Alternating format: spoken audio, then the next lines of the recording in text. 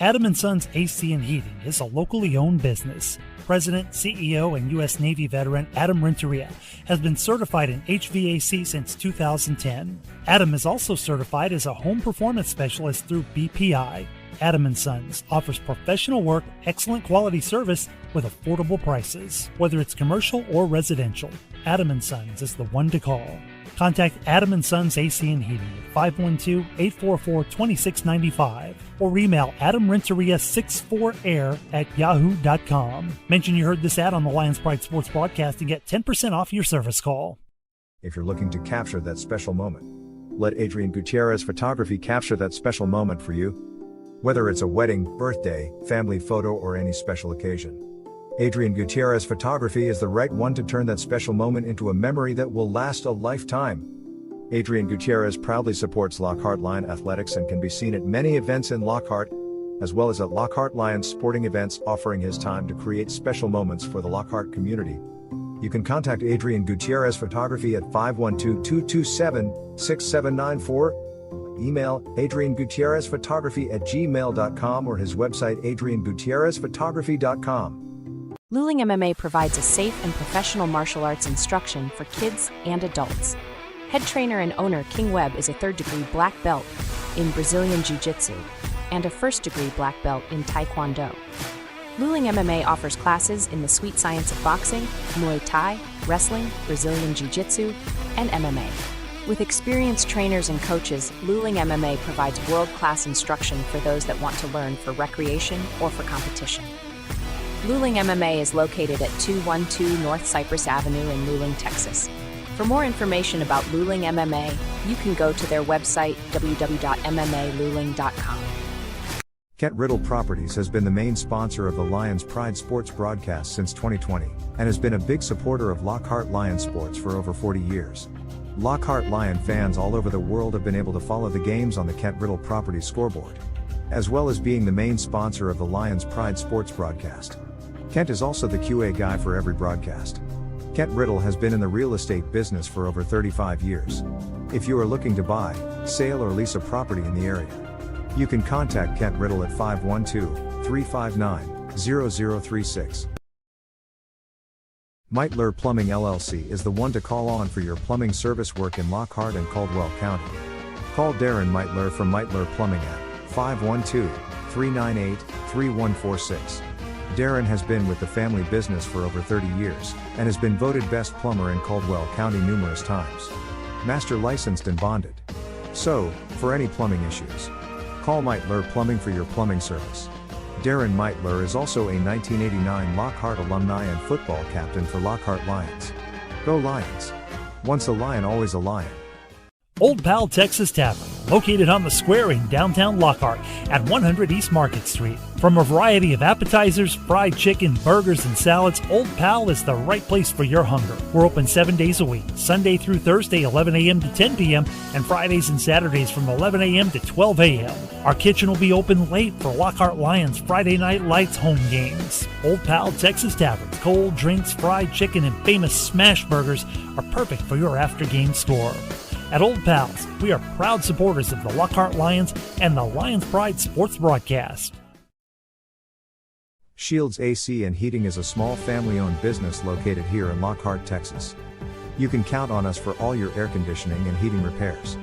Here at Shields AC and Heating, we service commercial and residential HVAC system, as well as refrigeration, ice machines, and walk-in coolers. So, if you're in need of commercial or residential AC repairs, you can count on Shields AC and Heating to be there for you by calling us at 512-227-1219. We take pride in your comfort.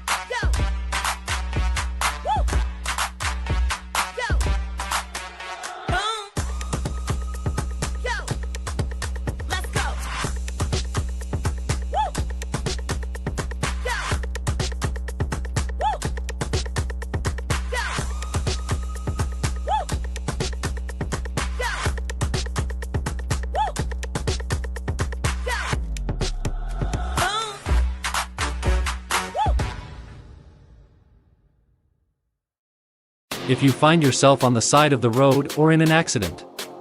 Call Quantum Towing and Recovery at 512-295-8697. Quantum Towing has been a family-owned business since 2000. We offer 24-hour towing and recovery service for your vehicle. With 4 locations to serve you in Kyle, San Marcos, Luling, and Lockhart, Quantum Towing is only a phone call away. KJ's Embroidery is the place that can make your embroidery dreams a reality. If you're looking for embroidery work for business hats, shirts, or patches embroidered with your business logo, owner Randy Ellis can get you lined up. From a handful of items to bulk items, KJ's Embroidery is the one to call. Check them out on Facebook to stay up to date with all of their current work.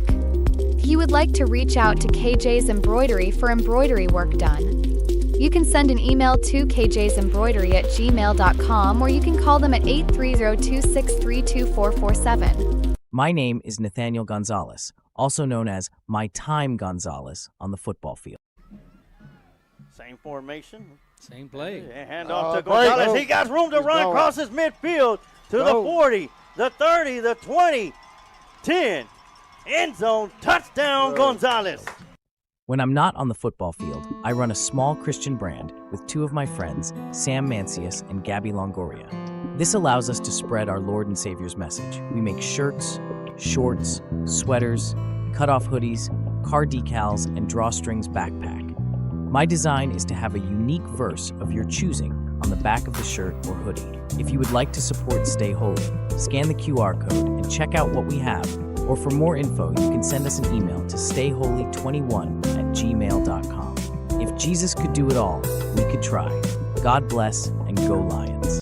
Smoke Texas Barbecue puts smiles on faces. Since 1900, Kreitz Market has been putting smiles on faces with every bite of Smoke Texas Barbecue. Located off of Highway 183 at 619 North Colorado Street in Lockhart, Texas, 5th-generation owner Keith Schmidt continues the tradition of providing the best barbecue in Texas with its award-winning varieties of beef, sausage, and pork meats. All Kreitz Barbecue is post oak smoked to perfection under Pitmaster Roy Perez's watchful eye in Kreitz Market's hallowed brick pits. Let Kreitz cater your party or event. Kreitz can assemble a complete barbecue dinner and sides for any event in Central Texas. To get a quote on catering, Kreitz Barbecue Catering Manager Weston Black can be reached at 512-398-2361. That's 512-398-2361. Kreitz Market opens 7 days a week, Monday through Saturday from 10:30 a.m. to 8 p.m. and on Sundays from 10:30 a.m. to 6 p.m. You can find out more about Kreitz Market on their Facebook page or go to kreitzmarket.com. That's www.kreitzmarket.com.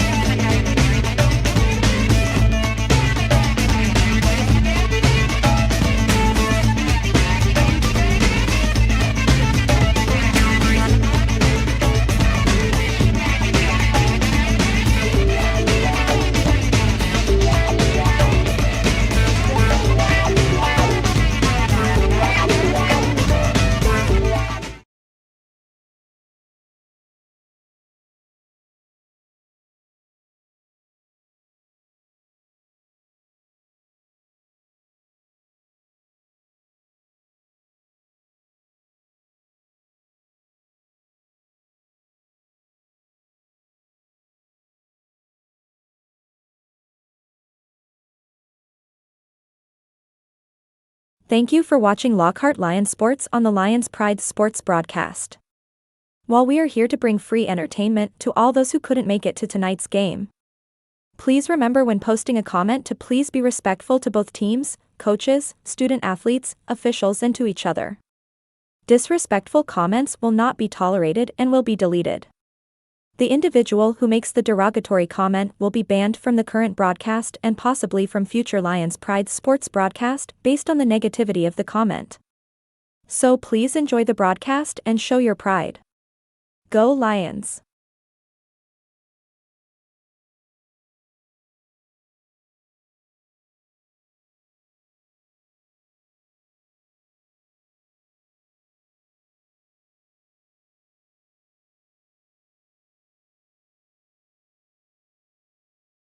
Welcome to today's broadcast of Lockhart Lions Sports on the Lions Pride Sports broadcast, brought to you by our main sponsors, Kent Riddle Properties, Kreitz Market and Quantum Towing.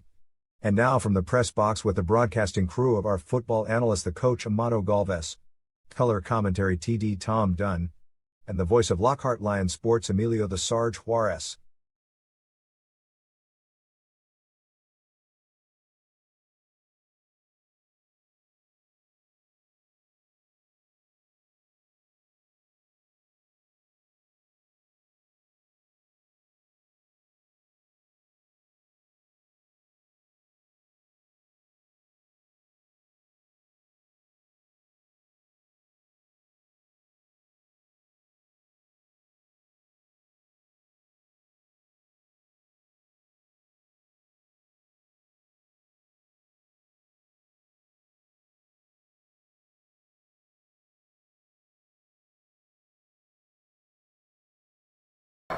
And welcome to tonight's broadcast of Lockhart Lion football right here on the Lions Pride Sports broadcast. My name is Emilio Sarge Juarez, going to be bringing you all the live play-by-play action.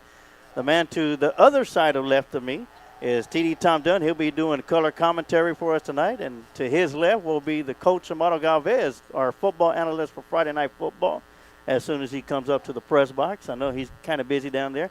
And our special guest in the broadcast booth, of course, he's been with us twice. And both of those games have turned to victories for the Lockhart Lions, and those were against the Bastrop games last year and the year before that. And that's one Robert Cuellar. Welcome, and thank you for joining us for tonight, Mr. Cuellar. How you doing today? I'm doing well. Thank y'all for having me. It's exciting to be here and get ready to watch some Lockhart football. That's right, and a big game for the Lions tonight, one that I feel like they can win. I feel like they need to win. You know, we're no longer in a conversation for the district or the playoff hunt, barring probably something crazy happening. But, big deal for the Lions to try to come out and get one more win on the season. You know, and I say one more because we know what's coming next week. We go to A&M Consolidated. And while I never concede defeat, it would take a small miracle, I think, for Lockhart to pull that one off. Yeah, and Consolidated is now ranked number 2 in the state when it comes to Class 5A Division I. Wow. And can you say upset? Yes. Yes. Hey, you know what? Lockhart, as you mentioned, Lockhart is not vying for the playoffs.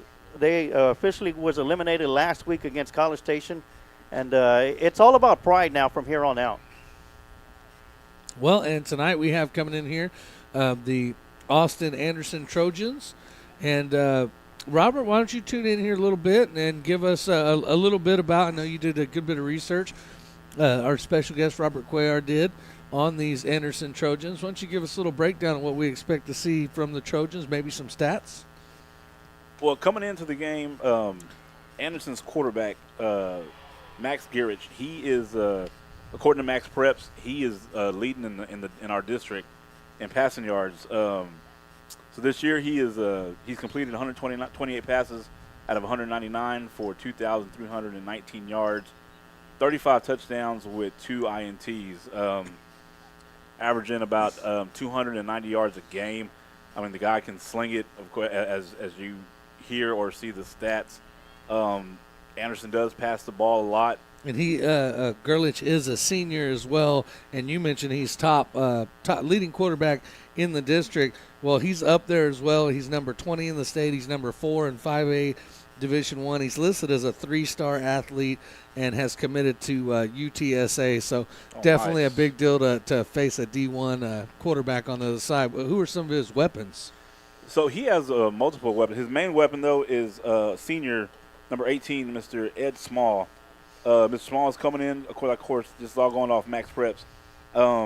He has 987 yards receiving, 14 touchdowns, averaging 19.7 yards per catch. His second leading target is number 1, Tristan Wadelich. Sorry if I chopped it up. He's also a senior. He has 493 yards on the year, 11 TDs, averaging 18.3 yards per catch. His number 3 receiver is Benjamin Hatcher, a junior, number 20. Has 387 yards receiving, 3 TDs, averaging 20.4 yards per catch. And his fourth target is a number 15, Zayden Sharp, also a senior. Has 372 yards, 7 TDs, and he's averaging 23.3 yards per catch. And you mentioned the first one you mentioned was Ed Small, and apparently Small does it all. You gave us quite a few numbers. One of the big ones that sticks out to me is he's 123.4 yards per game. He'll go over 1,000 yards on the season tonight. Yep. And, I mean, he's caught almost half of the touchdown passes, just a little bit under half the touchdown passes from Gerlitz. So definitely powerful on the offensive side of the football. But, again, I think a better matchup for Lockhart than some of the other teams in the district. Yeah. Anderson, they've had a pretty good year coming in here, and they've had some big games. They've had some games in which they led that were surprising, and then they've lost some other games that maybe say they were supposed to, right? But yeah, and the 4 teams have already been set for District 12 5A Division 1. That'll be going to the playoffs. Of course, A&M consolidated the district champs. They'll be followed up by the runner-up College Station. And then all that's left to do is should Anderson, whether they win or lose tonight, they'll have a big game against Pflugerville Whites next week. Right. And that's going to determine who's going to be the number 3 or number 4 going into the playoffs. And I tell you what, either one, they'll have to travel. One of them will have to go to Angleton, and the other one's going to have to travel somewhere else in southeast Houston for the by-district game. Yep. So it's going to be tough all the way around. And going back to Anderson, I mean, besides Stone, they do have a pretty good 1-2 punch at running back. Their leading rusher is number 23, Dominic Mays. He has 517 yards rushing on the season, 3 TDs, averaging 7 yards per carry. And then number 21, Jay Fuller, who's a sophomore, he has 491 yards, 4 TDs, and averaging 5.5 yards per carry. So almost, or actually they have over 1,000 yards total for the season rushing.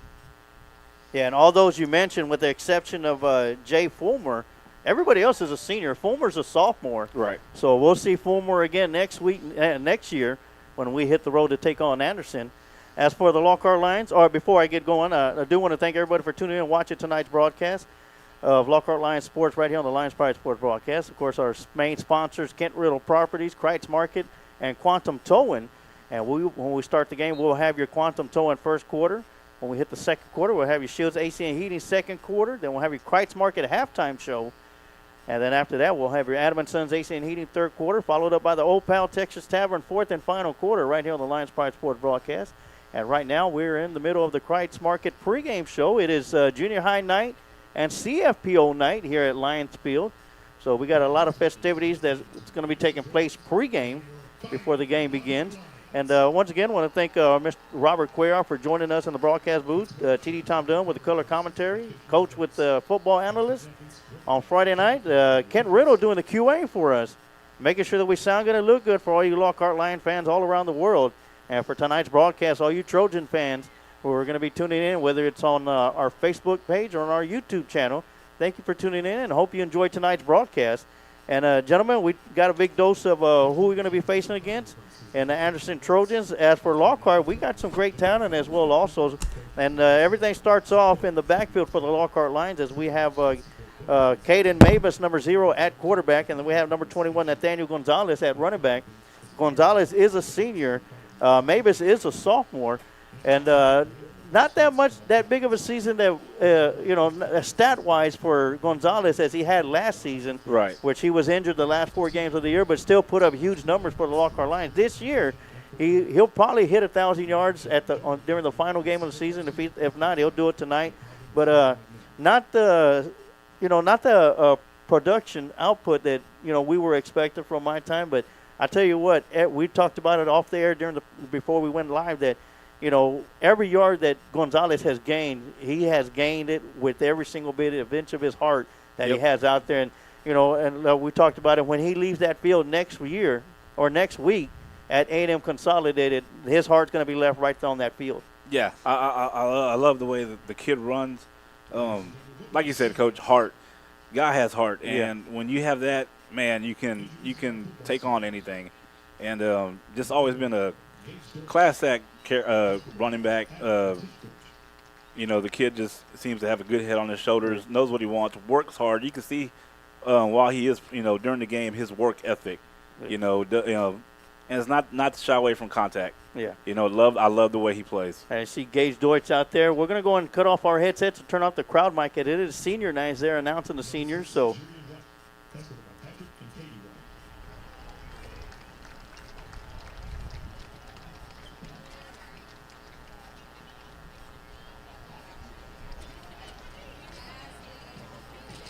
Number 18, Jamarian Hawkins, escorted by Kiki Simmons.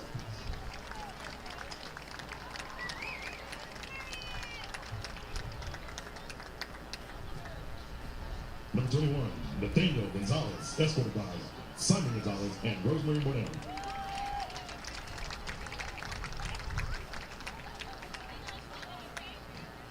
Number 22, Ben Mendez, escorted by Michael, Palmer, and Dora Mendez.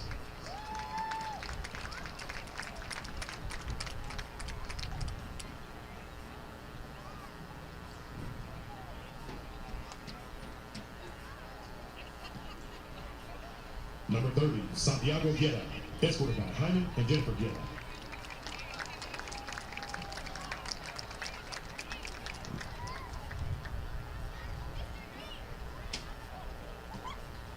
Number 32, Kate Mares, escorted by Mark and Lucifer Mares.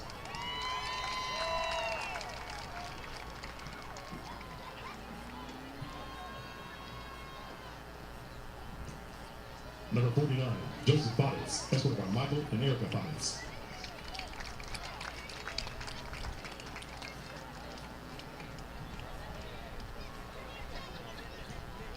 Number 62, Dalen Darby, escorted by Tim and Ellie Darby.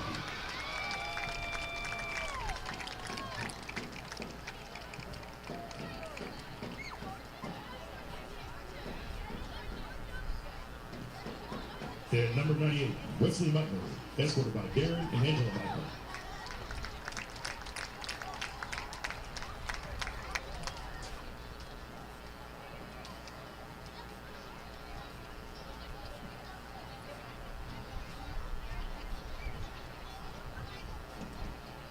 Introducing our student trainers, Wesley Davis, escorted by Todd and Sherry Davis.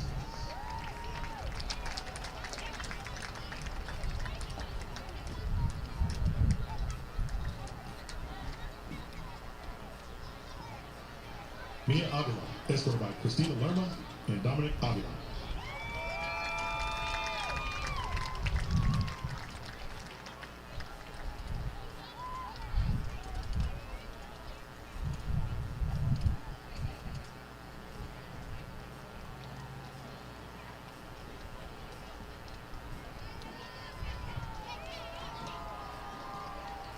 Megan Moody, escorted by Christopher and Melissa Moody.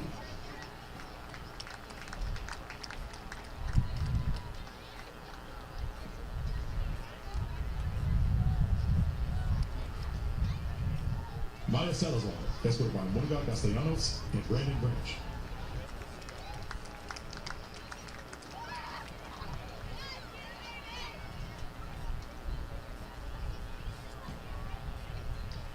Tara Escobedo, escorted by Freddie and Stacy Escobedo.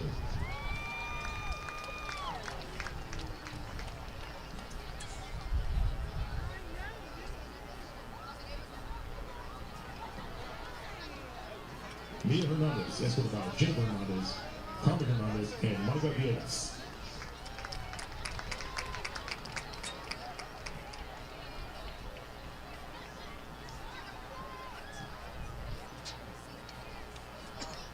Jayla Peña, escorted by Abel Martinez and Santos Peña Martinez.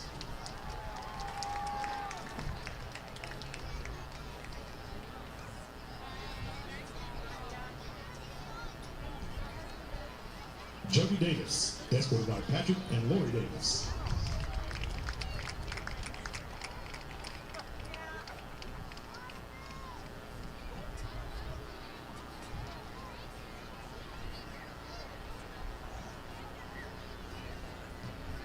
Weston Phillips, escorted by Brittany Phillips and Brandon Phillips.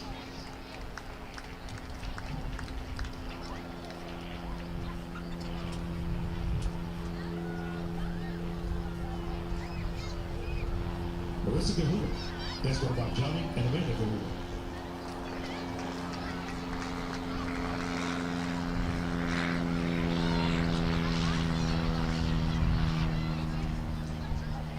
And Maricela Cano Rico, escorted by Araceli Cano Rico.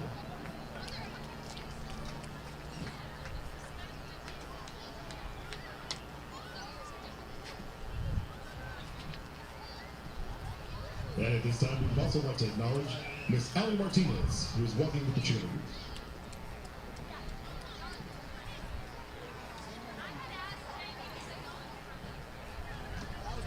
And now for our senior cheerleaders. Mascot, Anthony Montgomery, escorted by Seth and Teresa Brown.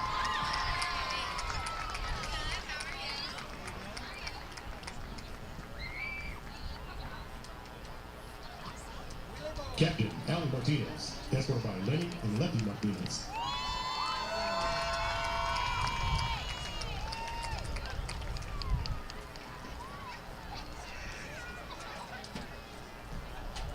Captain, Ashley Garcias, escorted by Michael and Cecilia Garcias.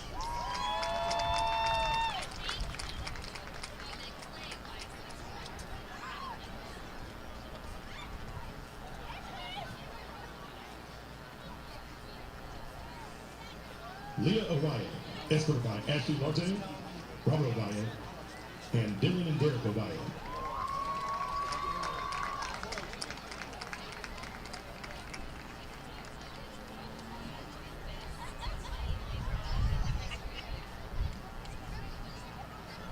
Finally, Mia Avila, escorted by Christina Lerman and Dominic Avila.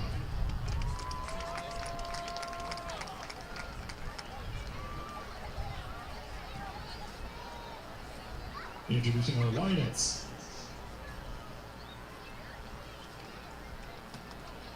Anastasia Baldiera, escorted by Jesse Flores, Delilah Perez, Jesse Flores, and Santana Gadion.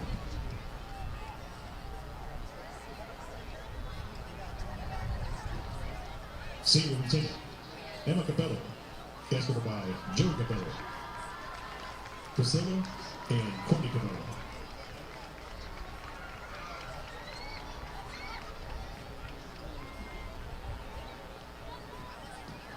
Social Officer Brielle Jadek Willingham, escorted by Brian Jadek Willingham and Michelle Jadek Willingham.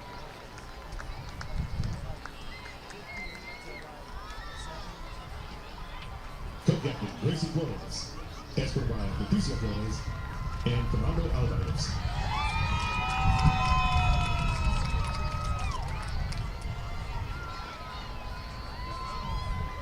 Captain Kaylin Gannon, escorted by Lucinda Gannon and Joseph Gannon.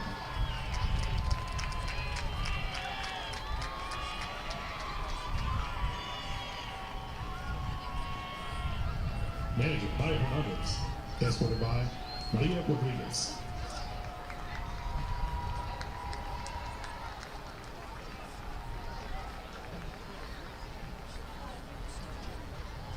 Michelle Joseph, escorted by Denise Joseph.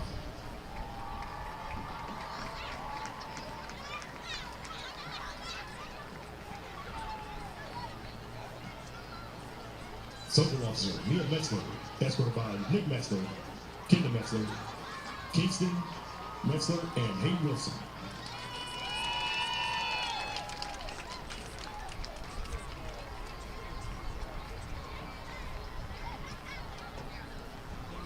Savannah Perez, escorted by Stephanie Sanchez and Edward Sanchez.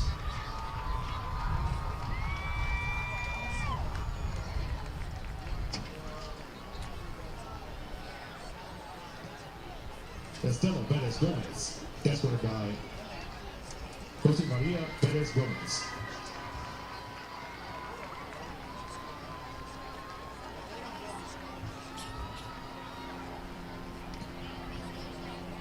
Annabelle Peterson, escorted by Ronald and Captain Peterson, and her 4 younger brothers.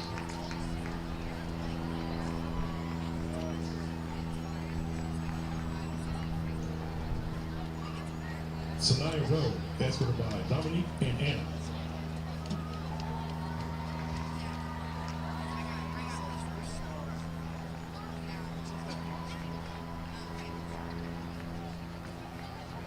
Josiah Salinas, escorted by Jerome Salinas, Ashley Salinas, and her siblings.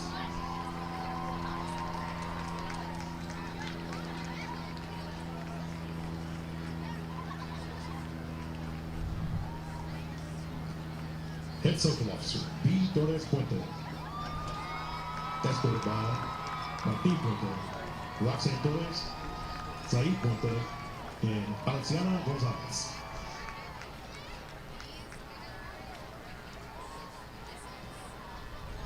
Manager Thomas Utzinger, escorted by Jeffrey Utzinger and Krista Utzinger.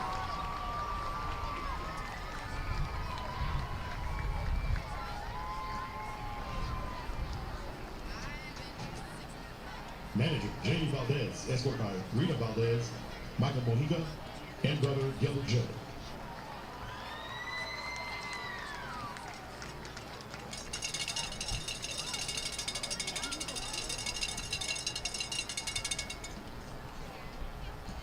Senior Lieutenant Rihanna Van Buren, escorted by Christy and Kiera.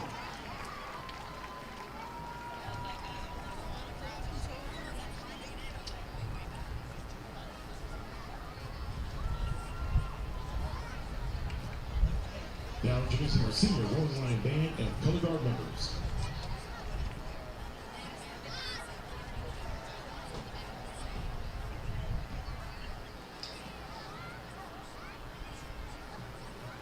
Adam Gonzalez, escorted by Melissa Gonzalez, Concepcion Gonzalez.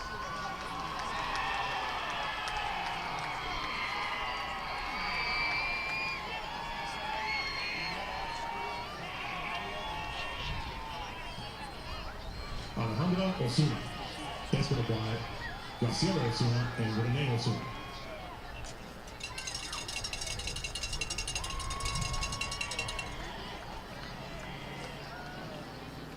Andrea Roman Reyes, escorted by Erica Reyes and Jose Rivera.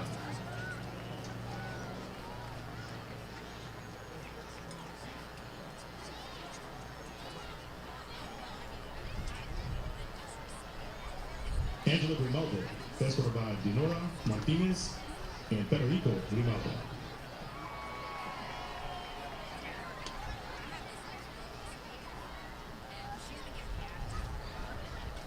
Autumn Murphy, escorted by Patty Burton, Michael Vans, and Lana Fleming.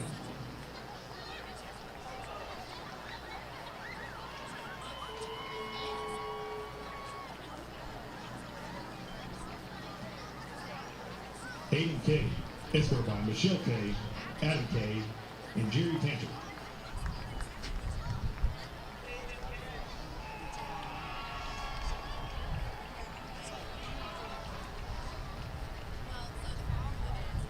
Brandon Dykes, escorted by Vicky Dykes.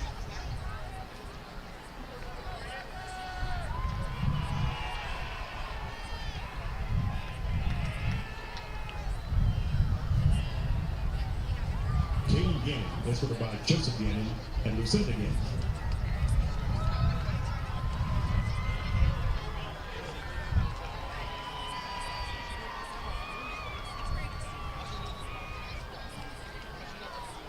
Chloe and Emma Bingham, escorted by Keith Bingham and Karen Bingham.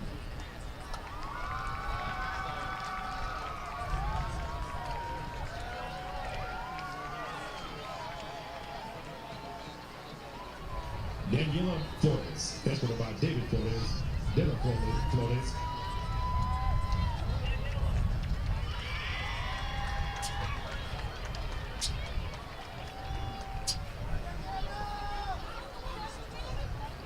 David Serrato Bonilla, escorted by Evelyn Bonilla and David Serrato.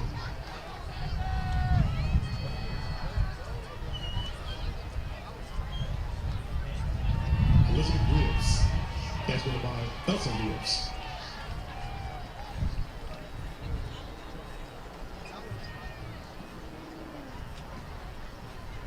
Eric Jacob, escorted by Aaron Jacob.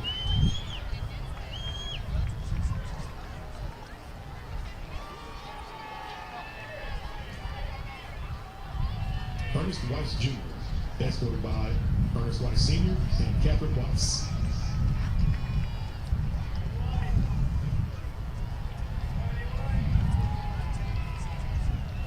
Finn Hurt, escorted by Brandy Hurt and Emma Hurt.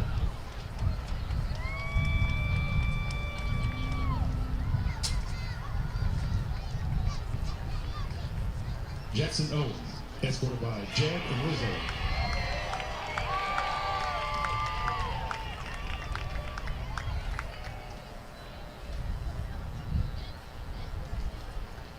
Jacob McConnell, escorted by Kyle and Melissa McConnell.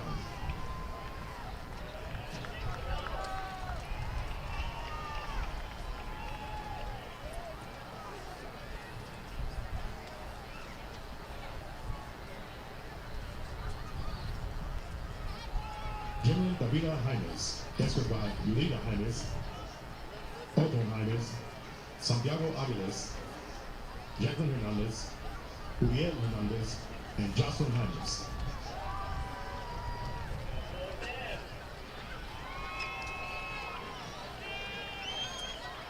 Jayla Goodwin, escorted by Tracy Martin and Jeff Goodwin.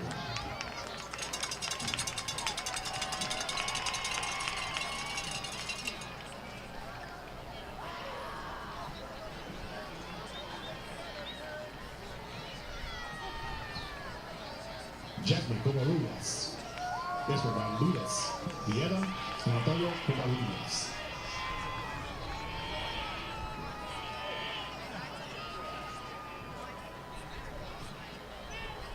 Jessica Jane Silva, escorted by Jesse Silva, Katie Silva, and Aldo Fernandez Rodriguez.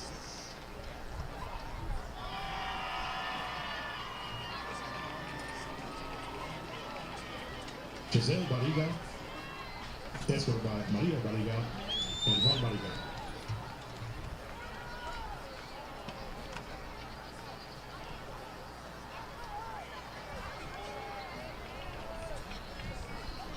Kate Sedano, escorted by Angelica Sedano, Antonio Castellón, Angelica Sedano, and Antonio Castellón.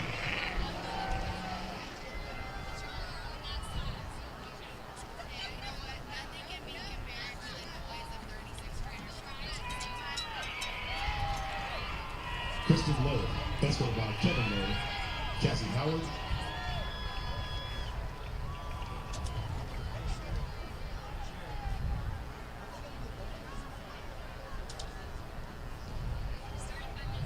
Lucian St. Ledger, escorted by Chris St. Ledger and Andy St. Ledger.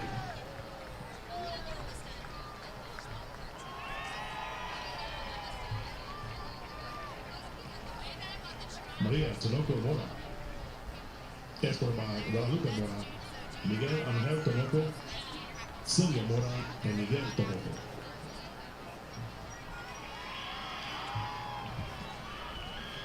Mark Anthony Gonzalez, escorted by Manuel Garcia, Elizabeth Garcia, and Alfonso Gonzalez Jr.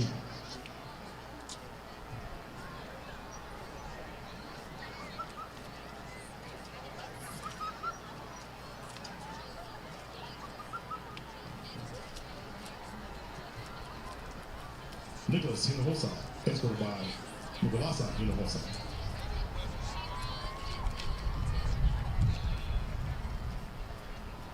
Ramiro Hernandez, escorted by Ramiro Hernandez, Cynthia Hernandez, and Marlene Hernandez.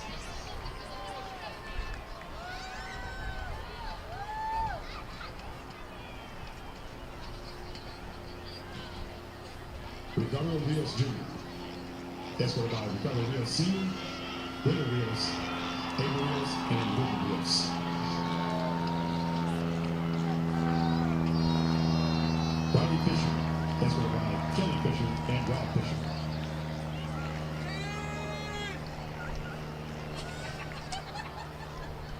Savannah Torres, escorted by Sierra Torres and Joseph Duffs.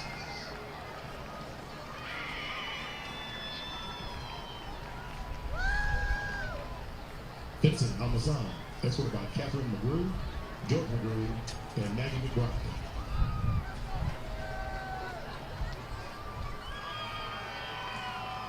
Austin Davila, escorted by Michael Davila and Cordero Davila.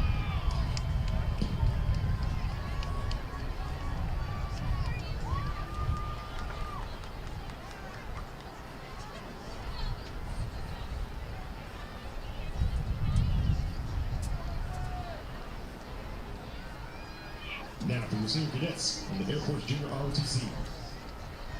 Cadet Pauline Flores, escorted by Jose Silva, Juana Silva, Betsy Flores, Junior Silva.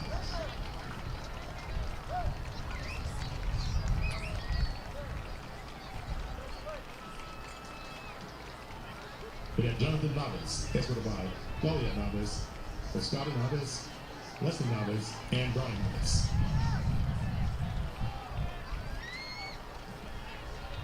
Cadet Andrea Ayala, escorted by Lucina Ayala, Darwin Corral, and Arnoldo Ayala.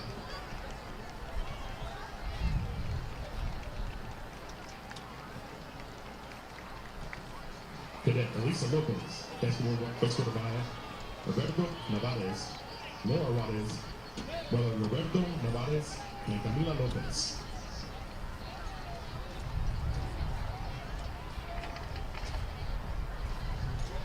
Cadet Israel Tavera Mondragon, escorted by Joey Flores.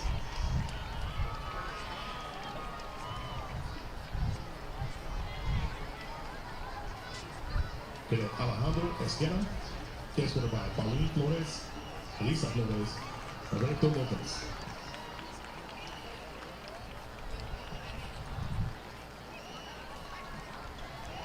And Cadet Cindy Perez, escorted by Hannah Rincon.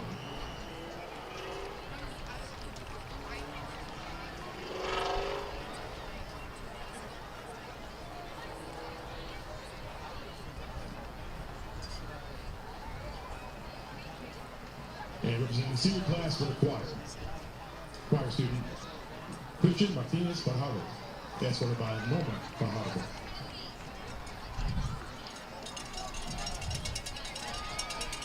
Ladies and gentlemen, please give our 2025 seniors, our graduating class, a big round of applause.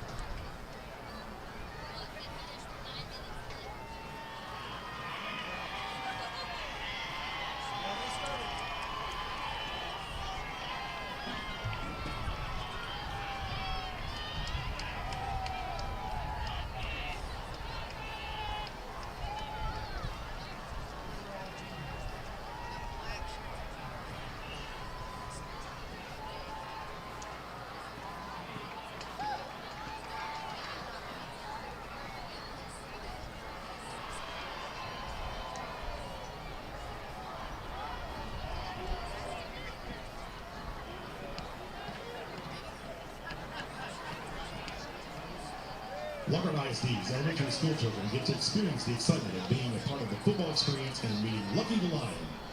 Now they get a chance to run the tunnel and experience the game-like atmosphere of Friday Night Football. Now let's welcome our Lucky's crew.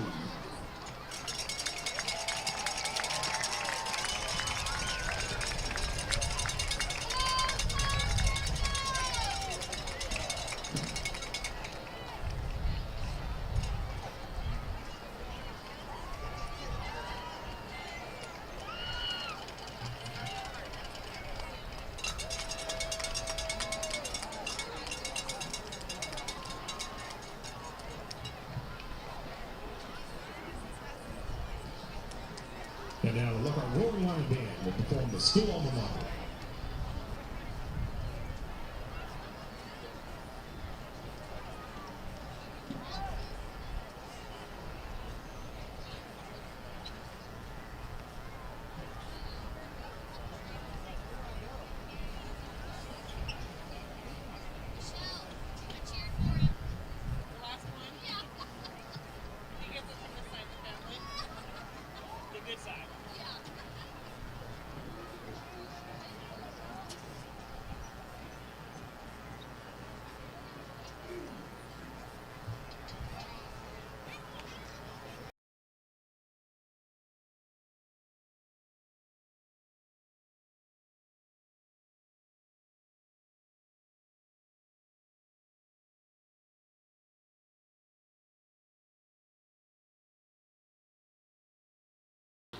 And welcome back, still with the Kreitz Market pregame show. Announcement of the seniors of the Lockhart Lions football team, the Lionettes, cheerleaders, and the band, as well as the participants for the Lockhart Lions football squad. So congratulations to all those seniors as they play they're out here on the field for the final time tonight.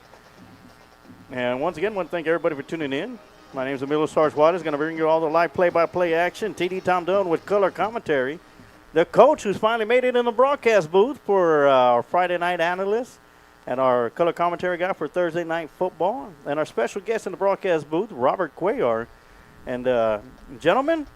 Well, you talked about it being senior night, Yeah. Sarge. I also want to touch on it is also junior high night as well. So when we see the teams run out of the tunnel, you will have the junior high players accompanying the Lockhart High School varsity. And then also as I look along the sideline down there, I see a lot of CFPO cheerleaders down there as well. CFPO is going to run out with the team. That's so CFPO and junior high night. Yeah. Awesome. And We're doing it all tonight in our final home game. And also QAing for us tonight, Kent Riddle, making sure that we sound good and look good for all you Lockhart Lion fans around the world. And for tonight's broadcast, all you Trojan fans that may be tuning in and watching. Whether you're watching on our Facebook page or on our YouTube channel, welcome to the broadcast. Hope you enjoyed tonight's contest. And our historian right here, Mr. Robert Cuellar.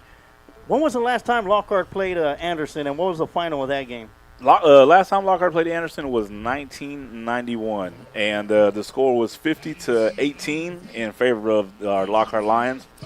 Going way back, like I said, back in 1991, Anderson used to be in our district back in 88 and 89, but we ended up keeping them on our schedule, so it was a big night for Lockhart. Lockhart's leading rusher was Mr. James Hetzpeth. He had 209 yards rushing on 9 carries, 2 touchdowns. His first carry of the game, he had an 87-yard touchdown run. Fullback Sean Wilson also scored a touchdown, had 50 yards rushing. MacArthur Carter also caught a touchdown pass, and Ray Kannemeyer also had a touchdown pass. And throwing the ball, Lockhart's QB1 was Mark Mosqueda. He was 5 of 6 for 150 yards, 2 touchdowns, had 41 yards rushing, and 1 touchdown. And for you longtime Lockhart locals, Mr. James Hetzpeth, that is Stink. Yes, sir. Yes. A.K.A. Stink. They were, for those that might be, who's James? It's Stink. Oh, okay, now we know. And on defense, Leonard Jones and Godfrey Sproul also had interceptions each. And one thing Coach Morris always did was name an unsung hero. And that night he named the offensive line. And that consists of Russell Wheeler, Chase Allen, Felipe Carrizales, Chauncey Franks, Rodney Taylor, and Jaime Rodriguez. And just to tie in, just into the district, that year in 91, A&M Consolidated won the state title 35-16 against Carthage. So you're saying if Lockhart can beat Anderson tonight, we got a good chance of seeing A&M Consolidated win the state title this year. So you're saying there's a chance. Well, there's definitely a chance for that as they're ranked right up there in the top 5. Right. Sarge, I see Curtis Hawkins out there running through the tunnel also.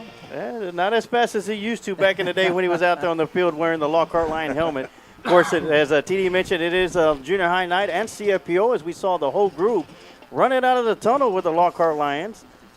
And I'll mention the schedule for tomorrow for CFPO. We've got a couple of teams in the playoffs, and it's a very big game for them tomorrow. And I'll tell you who they're playing and what time later in the broadcast. Oh, yes. And, of course, during the district, 12-5A Division I, we had a couple of games that were played last night. College Station Cougars defeated Pflugerville Weiss Wolves in a fantastic football game, 44-38. That was the game of the week on KVBO. And College A&M Consolidated. College Station A&M Consolidated, say that 5 times. I can't even say it 1 time. Defeated Buda Hayes Hawks by a final of 49-0.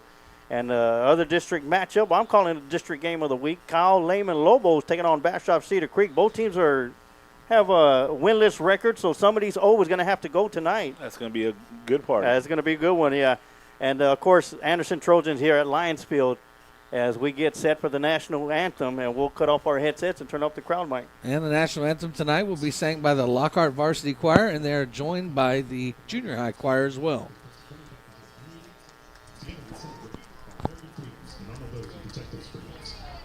Before the national anthem is played, we ask that all please stand and be recognized for your service to our country and community.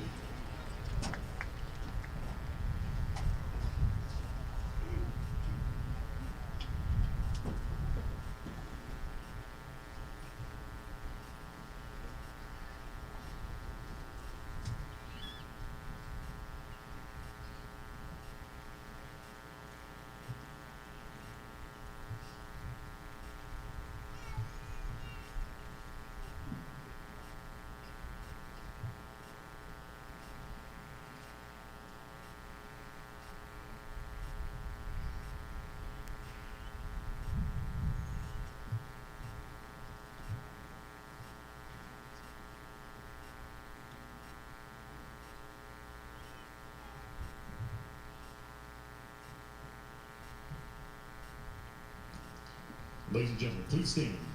Face midfield. Gentlemen, remove your hats for the presentation of our nation's colors, Lockhart High School Air Force Junior ROTC Color Guard. Commanding the Color Guard is Cadet First Lieutenant Adida Benetis.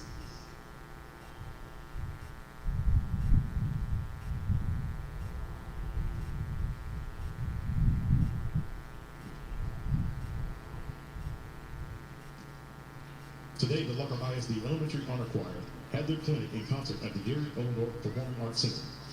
The Honor Choir features outstanding fifth grade vocalists representing all 5 LISD elementary schools. Tonight, in honor of their achievement, they joined the Lockhart High School Choir for the Singing at the Star Spangled Banner. They'll be conducted by Lockhart Junior High School Choir Director, Ms. Catherine McGrew.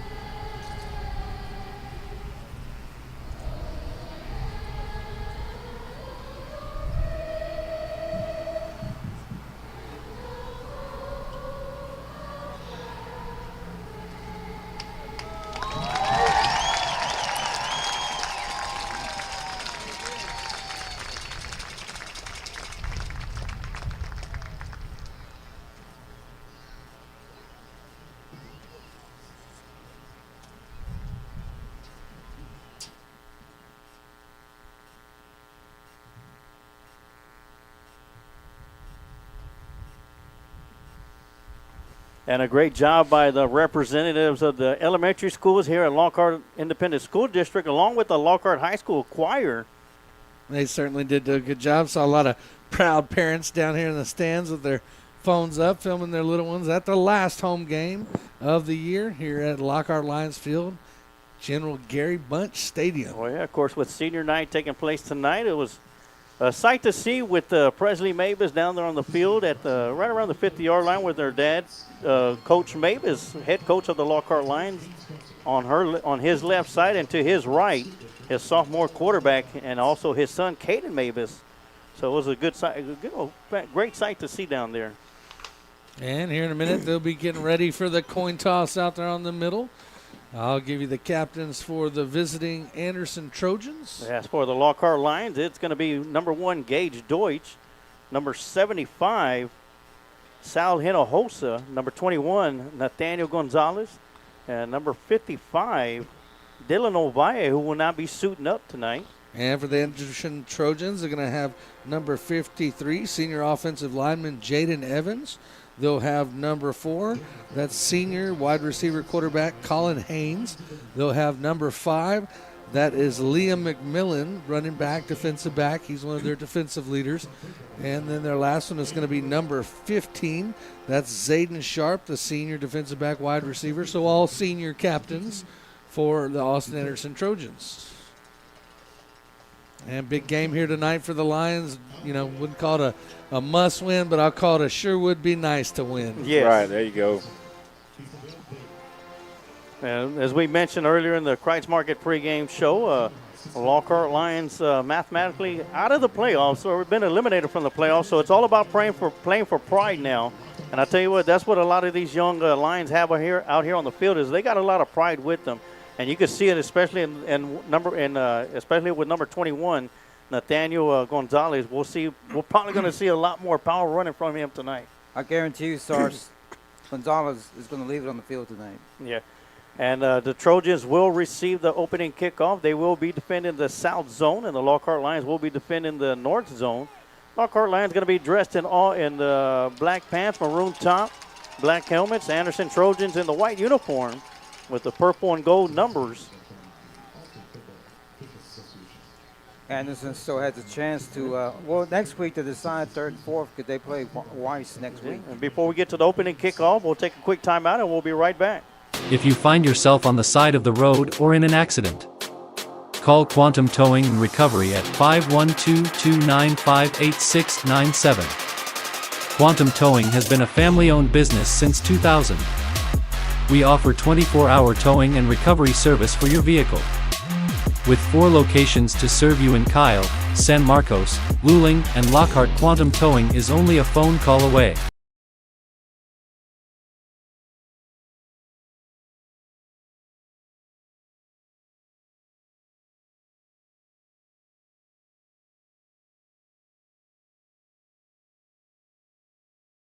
And welcome back as we get set to start the Quantum Towing first quarter here on the Lions Pride Sports broadcast. Kicking the ball away will be Evan Estrada.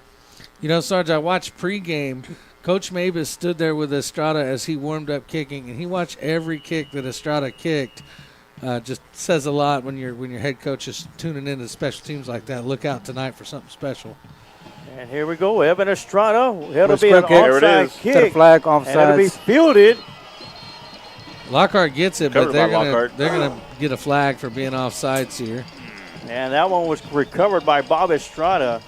And I had a feeling they may open up with something after watching Coach Mavis stand there and watch him take every single kick before the game. Well, they're going to have to bring everything they have, TD, because this is a very good football team. Yes, they are. And special teams could play a big part in the game tonight. And we've always talked about time possession has been a big deal. And Lockhart has have to win that battle. They won that battle against Weiss. They won that battle against College Station last week. But it's what counts more is what's on the scoreboard. Well, and that's one stat that can be skewed, right? Time of possession in old school football, you'd almost always be the winner if you were the winner in time of possession. But now with the introduction of the spread offense, you know, when a team scores in 30 seconds, they don't have a whole lot of need for time of possession. Right. And I think that's what we saw in the second half against Weiss and then all night long last week against College Station. Teams able to score quick. Anderson scores very quickly. High-powered offense. Well, Coach, do we go for it again? No, he's going to kick it deep. Well, he may kick it deep, and we've also seen many times the short pooch kick that here would land around the 30, 35-yard line. Try to land it in between the defenders. So here we go as we get to redo it, and it's going to be another onside kick, and it's going to be fielded by Evan Estrada. A la Pat McAfee there. I think he actually missed it. No, he got it. He came up with it. I know, but then I think he was trying to kick it deep, and he kind of like hesitated there for a second, then he kicked it. I think that was the old Pat McAfee onside kick and recover yourself. We'll take a look at that replay here in just a second. Great job by Estrada to get the ball for Lockhart. So Lockhart will get the ball technically to start the game, and they'll get the ball coming out of the second half as well. As you see Estrada jumping on his own kick. Mavis at the quarterback. So the Lockhart Lions will have the ball to start it off. I may have understated that special teams was going to be big today. Pistol formation. Yeah, 1st and 10 at the 48-yard line. Abel in motion. And they'll hand it off to Gonzalez. He'll put his shoulder pads down, and he'll hit it right across the 50-yard line out to the 49-yard line in Trojan territory. About 3 yards and a cloud of dust. Yep. Call it 4. Leading tacklers for the Anderson Trojans is going to be middle linebacker 44, Gage Webb, and also you just saw him right there, number 11, Hodge Smith. Mr. Webb, according to Max Preps, has 80 total tackles, followed by Smith has 56. They're both pretty good. Yeah, Webb is a senior and Hodge is a junior. So Lions will break the huddle. A 2nd down and 7. 2 receivers up top, 1 to the bottom as Connor makes his way across the line. Sets up in the tight end formation. They're coming off the edge. Yeah, following the block of Connor's Gonzalez, finding some room out there on the edge.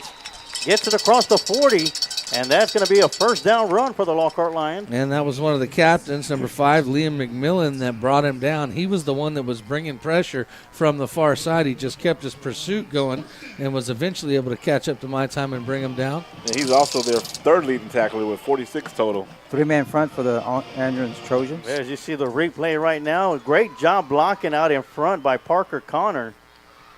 And another tough run. Nice jump cut by my time. And speaking of Connor, he comes out of the game, so they'll have no tight ends in the game, 1 running back, 4 wide receivers. Yeah, the only running back in the backfield is my time Gonzalez, offset to the right side of Mavis, who's dropping back. Got plenty of time. Throwing deep over the middle, and that's going to be caught for a touchdown. And, I think they could have even thrown a flag on that for interference. They didn't throw it. No matter. It's 7 for Lockhart either way. That's going to be Caden Rowland Bright coming down with it. And what I love about that play the most is Mavis could have set up a table, spread a blanket out, and had a picnic back there with the amount of time that the offensive line gave him in protection. That was plenty awesome. Of time there, TD. Yep, plenty of time. I mean, if you give a quarterback like this time like that, you'll throw a lot more of those tonight. After the extra point, we'll take a look. It is up, and it is good. And we'll take another look at that touchdown pass from Caden Mavis to Mr. Roland Bright. Great way to start the ball game. It's going to be 37-yard touchdown pass and all day long. And Mavis able to just load up, get behind that one, and lay it in there. A little bit of contact. So that was a Caden to Caden right there. Yeah. And I tell you what, great job by Caden Roland Bright. He kind of got tripped up just as that ball was coming down to him, and he was able to maintain his balance and comes up with a big touchdown catch. A great job of concentrating through the little bit of contact that happened down there. Yeah. And the gamble for Lockhart and Coach Mavis pays off. We talked about it right at the beginning of the game. Yeah. Special teams could be important.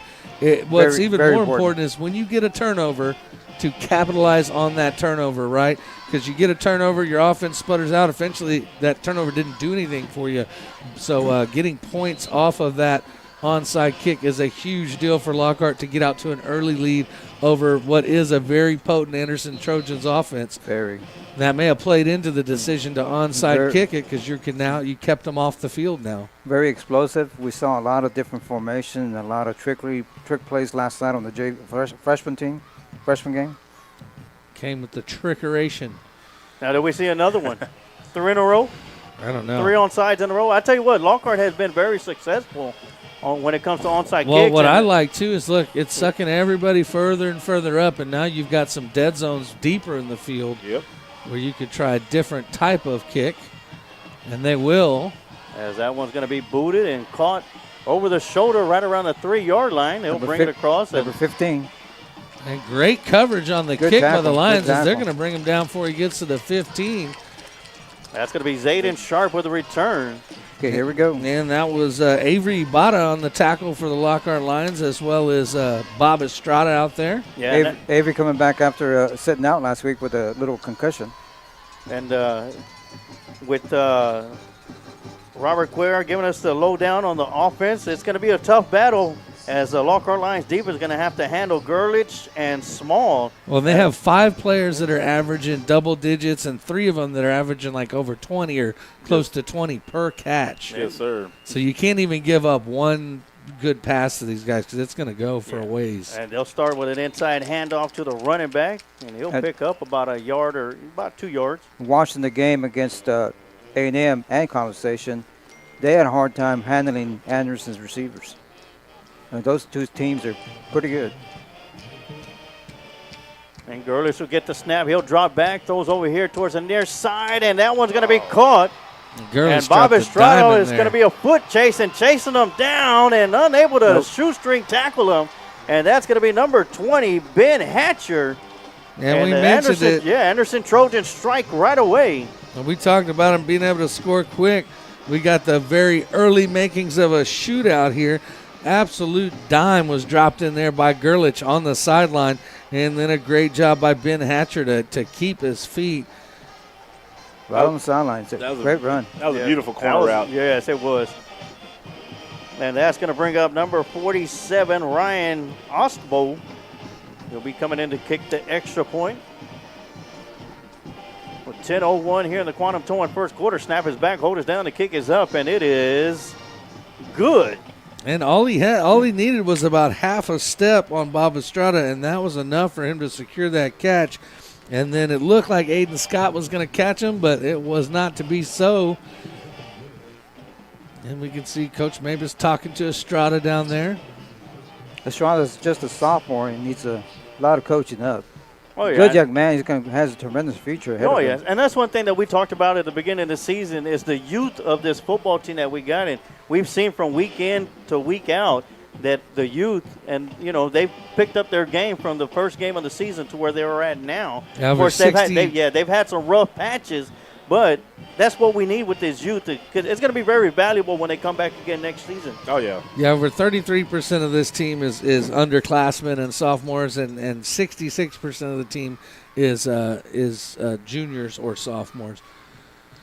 Yeah, I want to give a big shout out to Sam Ressler. His Hendrickson Hawks are off for the week.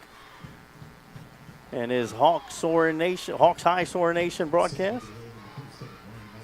And, Coach, does Anderson try for an onside kick themselves? He's lining up like he is.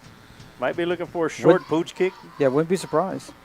Yeah, it'll be the pooch kick. And that's going to go to My Time Gonzalez. He'll field it at the 19, and he'll follow his blockers around the far side, and he'll be swung out of bounds right around the 29-yard line where the Lockhart Lions will have the ball for their second possession of the night. That was a really smart return by My Time. He could have taken off right away, but knowing that he caught it short, he kind of gave a minute, let his blockers get in front of him, make a little wall, and that got him the extra 6 or 7 yards there to put Lockhart with good starting field position. Yeah, so here we go. 9:55 left to go here in the Quantum Towing first quarter. Lockhart Lions first and 10 at their own 29-yard line.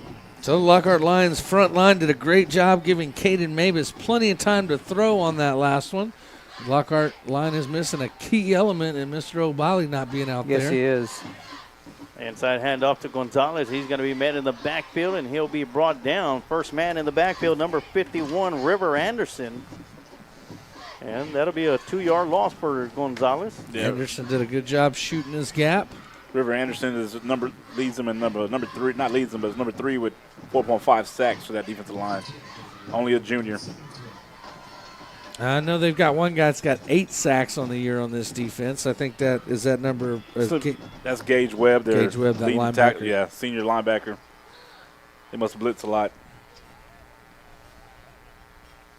Number 7 coming in to play receiver for the Lions. Yeah, Caden Roland Bright. And he's the man in motion, and he'll get the jet sweep. And looks like the Lockhart Lions is going to call their first timeout of the half. And as they take a timeout, we'll take a quick timeout too, and we'll be right back with some more Lockhart Lion football right here on the Lions Pride Sports Broadcast. My name is Nathaniel Gonzalez, also known as My Time Gonzalez on the football field. Same formation. Same play. Hand off to Gonzalez. He got room to run across his midfield to the 40, the 30, the 20, 10. End zone, touchdown, Gonzalez. When I'm not on the football field, I run a small Christian brand with 2 of my friends, Sam Mancius and Gabby Longoria. This allows us to spread our Lord and Savior's message. We make shirts, shorts, sweaters, cut-off hoodies, car decals, and drawstrings backpack. My design is to have a unique verse of your choosing on the back of the shirt or hoodie. If you would like to support Stay Holy, scan the QR code and check out what we have. Or for more info, you can send us an email to stayholy21@gmail.com. If Jesus could do it all, we could try. God bless and go Lions. And we are back from the Lockhart line timeout. Lions are set up. Gage Deutsch in motion. And they'll hand it off to Gonzalez. Not much. Oh, he's going. Bounce it around. Going. Still going. And he'll pick up a yard. A little bit of some extracurricular activities in the backfield. I don't know if it was extracurricular or someone was making a stack of pancakes because it looked like big number 78 Jack Johnson may have Joe Johnson. Or Joe Johnson may have pancake number 5 there. Wasn't he one of our offensive players of the game at the beginning of the season? They had a couple of pancake blocks, big pancake blocks. Yes, he was. And to be fair to Liam McMillan, who's one of their leading defenders, he's given up about 100 pounds in that battle. That's a tough one. So 3rd and 11 coming out for the Lions. Davis dropping back, looking over his left side. Got the receiver out there. Good catch. Oh, great catch. Forward progress will probably get him. But a good tackle. Oh, wow. They're going to mark him well short of forward progress. That was George McGee. So they're going to mark him where he went out of bounds, not where he caught the ball. But mistake there by McGee, breaking that route off a little bit short. He had room to get it past the sticks, but he just broke it a little short and came back. And when he came back, it took him inside the range that he would have needed to get a first down. And a great throw by Mavis, too. Not a very friendly spot either. Yeah. Line gave him plenty of time, too, once again. Yeah, 4th down and 4. Evan Estrada coming in for the punt. And a good snap. Penalty flag, and it's going to get a nice Lockhart Lion roll. Caught on the bounce, yeah. And that's going to be fielded by number 18, Ed Small. Offsides, Anderson. First down. And that's going to give the Lions a first down if Ed is offside. They moved the chains before they were supposed to. And I do want to give a shout out. One of the chain crew is Adam Renteria is back on the chain gang. Of course, he had a carpal tunnel surgery a couple of weeks ago, and good to see that he's back out there. If you could see him, he's the smallest guy on the left side. That little dot out there? Oh, yeah. Well, you fans at home will be happy to know, TD, I got my new glasses in this week. I'm able to see all the kids, all their numbers, and count the number of bars they have on their face mask now. Wow. And the color of their eyes. I'm telling you. But you're still not video ready. It's one of those things you didn't realize what you were missing. I thought everyone was just blurry. I didn't realize it was me. But what are they doing with 13 people? So the offsides penalty on the Trojans. That's going to move the ball to the 40-yard line. That'll give the Lions a first down. And that's a big penalty because the Trojans had turned the Lions away there. We're going to get the ball at their own 35. And now here we are, the Lions with a fresh set of downs. So the Trojans have yet to bring pressure, too, at Mavis. They've been suffice just to rush 3 just to drop everyone into coverage. You're correct, TD. It's been just a 3-man front. Playing an umbrella defense. They did bring the outside linebacker once in the first series. They'll bring him here. They'll fake the handoff to Gonzalez, rolls out to his left, and that one's almost intercepted by number 4, Colin Haynes. Covering number 4. Yeah, you got some 4-on-4 action happening out there with Haynes on McGee. It's 7.8644. Colin Haynes is also their 4th leading tackler on the defense. And that pass was intended for George McGee. And McGee turned from receiver to defender, cornerback. I thank Mr. Robert Cuellar for joining us. He went deep into the stat book this week, scouting out these Austin Anderson Trojans. 2 receivers up top, 2nd and 10 for the Lions. They'll fake the handoff to Gonzalez. Quick throw to Gage Deutsch. First down. And, you know, I want to mention that this is the last game at home for a lot of these seniors, and one of them specifically, I was watching the pregame warm-up. I came here pretty early. I watched the entire pregame warm-up tonight, and watching Gage Deutsch when they're doing their routes and their passes, so, you know, different players warm up different ways. I watched Deutsch catch the ball and run 30, 40 yards down the field over and over and over again. He's prepared to score touchdowns tonight. So 1st and 10 for the Lions in Trojan territory at the 47-yard line. And Gonzalez will get, Mavis will keep it himself, goes around the left side, following his blockers. and getting the edge and able to pick up about 5 yards on the run. A couple nice little wiggles there Yeah. by Mavis, putting people on skates and just. Our quarterback don't wiggle. He jiggle. That's right. And he jiggled for 5 yards and to make it 2nd down and 5. Yeah, he put a couple defenders on skates there. I got a score update on the only other district game going on with. In the first period, it is Lehman Lobos 7, Cedar Creek Eagles 7. Ooh. I'm pulling for the Eagles to Yes. get their first win in a couple years. Going to be a jet sweep to McGee. He'll try to get around the edge and unable to get there. Not much there. And Well, they had the perfect defense called. They were bringing McMillan off the edge anyway on a blitz, and he was there just to blow up the blocker. Really, McGee did a good job to even get what he did get. He's lucky not to go down the backfield. And that was number 44, Gage Webb, with the tackle. It'll be a loss of 4. That'll make it 3rd down and 9. And we've seen Liam McMillan several times now. I started off this series saying, well, they're not blitzing much. Well, they changed that up. McMillan's came 3 different times now in this series. Oh, they must be listening to the broadcast. That's right. If you Turn are, off thank the you for tips. tuning in. Yeah. Right. 3rd down, big 3rd down here. McMillan's coming again, Quarterback. That'll be quarterback keeper right up the middle. And Mavis will get it out to the 41-yard line. It's going to be well short of the 1st down. I bet it's 4-down territory with that play call that they Looks like just they're called. going. Looks like they're going. They get the signal in. Yeah, just knowing that they called a sneak up the middle, you got to know that that's 4-down territory. And great push by the front line. They said, let's get half now, half on the next play. Big 4th down here for the Lions. 4th and 4 coming up. Ball at the 41-yard line. We'll see if they maybe go for a hard count here. And they do. They got him. Free They'll play have for the free play. Lions. Catch And they're going to stop the play. Yeah, they're going to say they were unabated or made contact. And I noticed the last 2 defensive plays, they've been playing man on Deutsch, and that was a good call to go to him on that right there. Well, that's, this is a sophomore quarterback, but to me that is always the mark and something you can use to kind of measure a kid's intellect is how do they perform on that free play and offsides. Yeah. And he does exactly what you're supposed to do, exactly what we saw, Ashton Dickens do so well over the last few years. And that's, you throw it to that Z receiver down the sideline and you put up a prayer because you don't have to worry about anything else. And Mavis does a great job of recognizing what he's got. Wow, they got Lockhart on a false start. Really? Oh, wow. What? Well, and you think at minimum it's into the neutral zone causing movement, right? Because it was a big jump from their whole defensive line there. May was saying, check with this referee on the sideline. False. And Wow. we'll go to New York to see what our rules expert thinks about that. And by New York, I mean Mr. Robert Quare. What do you think about that call? Horrible call. I think we went to New York, it'll be like, too many expletives. We'll go ahead and take it.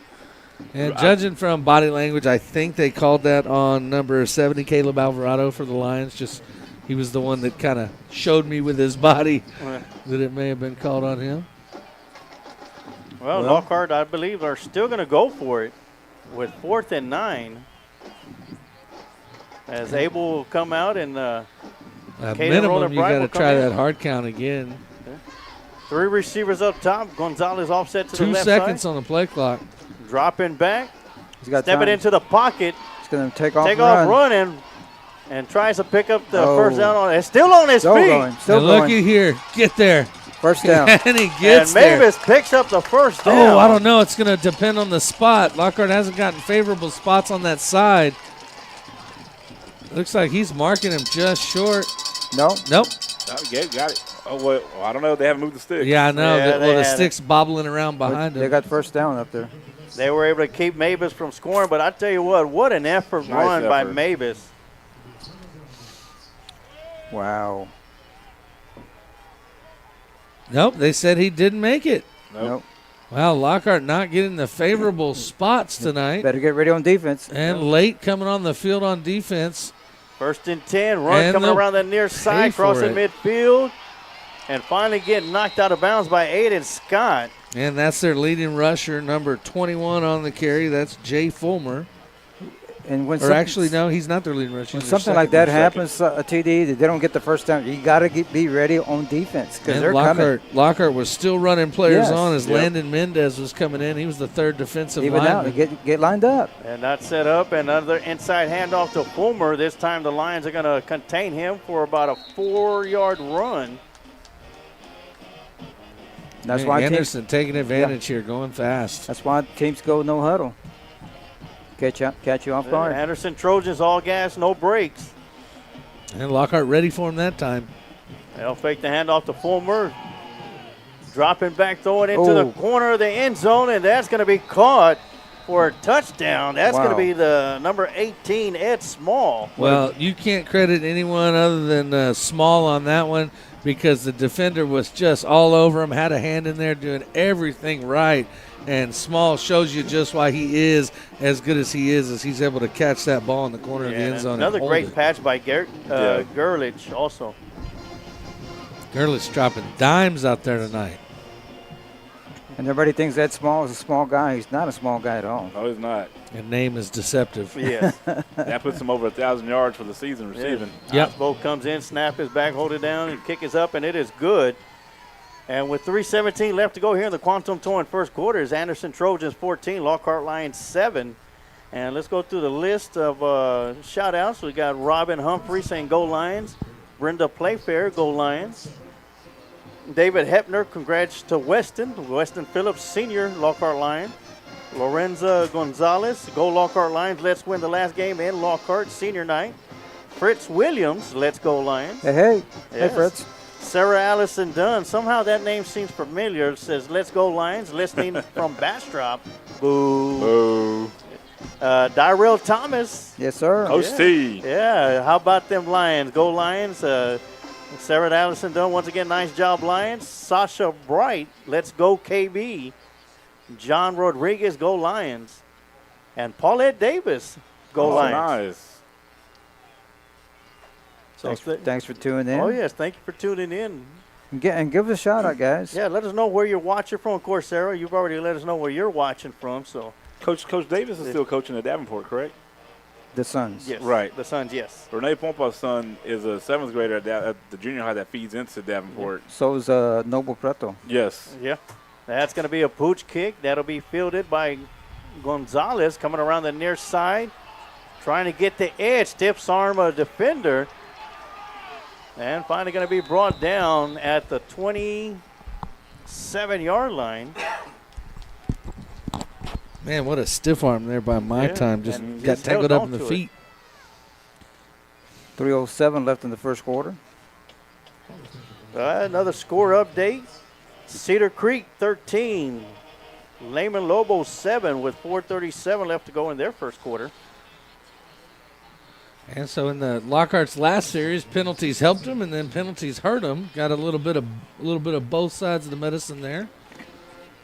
And the Lions will start this possession off at their own 27-yard line. First down and 10. Or 28-yard line. Inside Go. handoff to Gonzalez. Good run. He'll be spun around. And then he'll pick up about 5 yards. That'll bring up 2nd and 5. Man, the way Gonzalez wiggles and squirms for extra yards, I'm a fisherman. It kind of makes me think like you catch that nice catfish and you're just trying to hold on to it and it's just squirming. I mean, he's so hard to get a hold of. He's almost never keeps his shoulders facing one way for more than a second or two. His hips are moving. It's just really tough to get a hold of my time. Got an injured Anderson Yeah, Trojan. and here we go, our favorite custodian coach, James Mendez. Yes, sir. James Mendez from Gonzales, Texas. And, he just left Lockhart 5 minutes ago. The Flash. I've got it. I'm secretly convinced that James Mendez is the Flash. Yes. He don't even drive. He's just gone. I tell you what, if we're not too careful, here in about 5 minutes, he'll be knocking on the door and saying, hey, guys. I'm going to start calling him for DoorDash is what I'm going to do. None of them come out there to Dale, but James Mendez would. Yeah. And the young man Great got guy, up just fine, great able to guy. walk off under his own power. Oh, yeah, that's always good to see. Yes, Number sir. 84. As we have 2:55 left to go here in the Quantum Towing first quarter, it is Anderson Trojans 14, Lockhart Lions 7. And a couple of long plays for the Anderson Trojans to set themselves up with the touchdown pass, the two of them. And the Lockhart Lions have the ball at the 34-yard line. It is 2nd down and 4.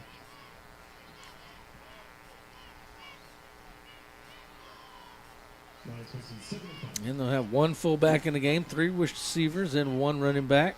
And that one running back is My Time Gonzalez, Nathaniel Gonzalez, senior tailback for the Lions. And Mavis will get the snap. He'll hand it off to Gonzalez. And he'll push forward for a yard. Good tough run. Mm-hmm. And it seemed to be that way the last 3 games of the season. My Time has ran tough, and the running has been tough. You know, he's had to earn every yard. If I had to kind of look at the season as a whole compared to last year, he's definitely being contacted earlier than he was last year. But still hasn't really changed him or what he does very much because he's always getting some yardage after contact. 3rd down and 3 coming up. Bringing it backer. And they'll roll to the right. It'll be a quarterback keeper all the way. Mavis trying to cut it upfield, and there's going to be a penalty flag at the end. They're probably going to get Anderson for a late hit, would be my guess.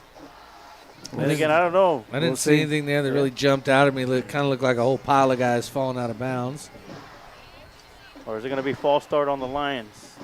No, it's too late for that. Safeties are playing tight, too.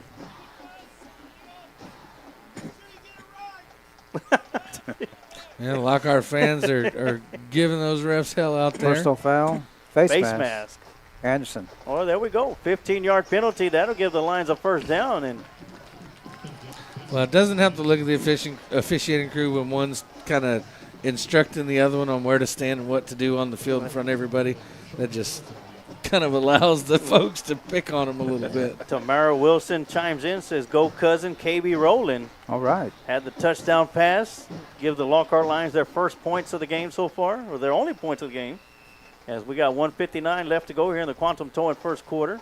1st down and 10 with the ball at the 50-yard line. They're bringing the house this time. And Mavis dropping back. Great Good job protection. blocking for Gonzalez.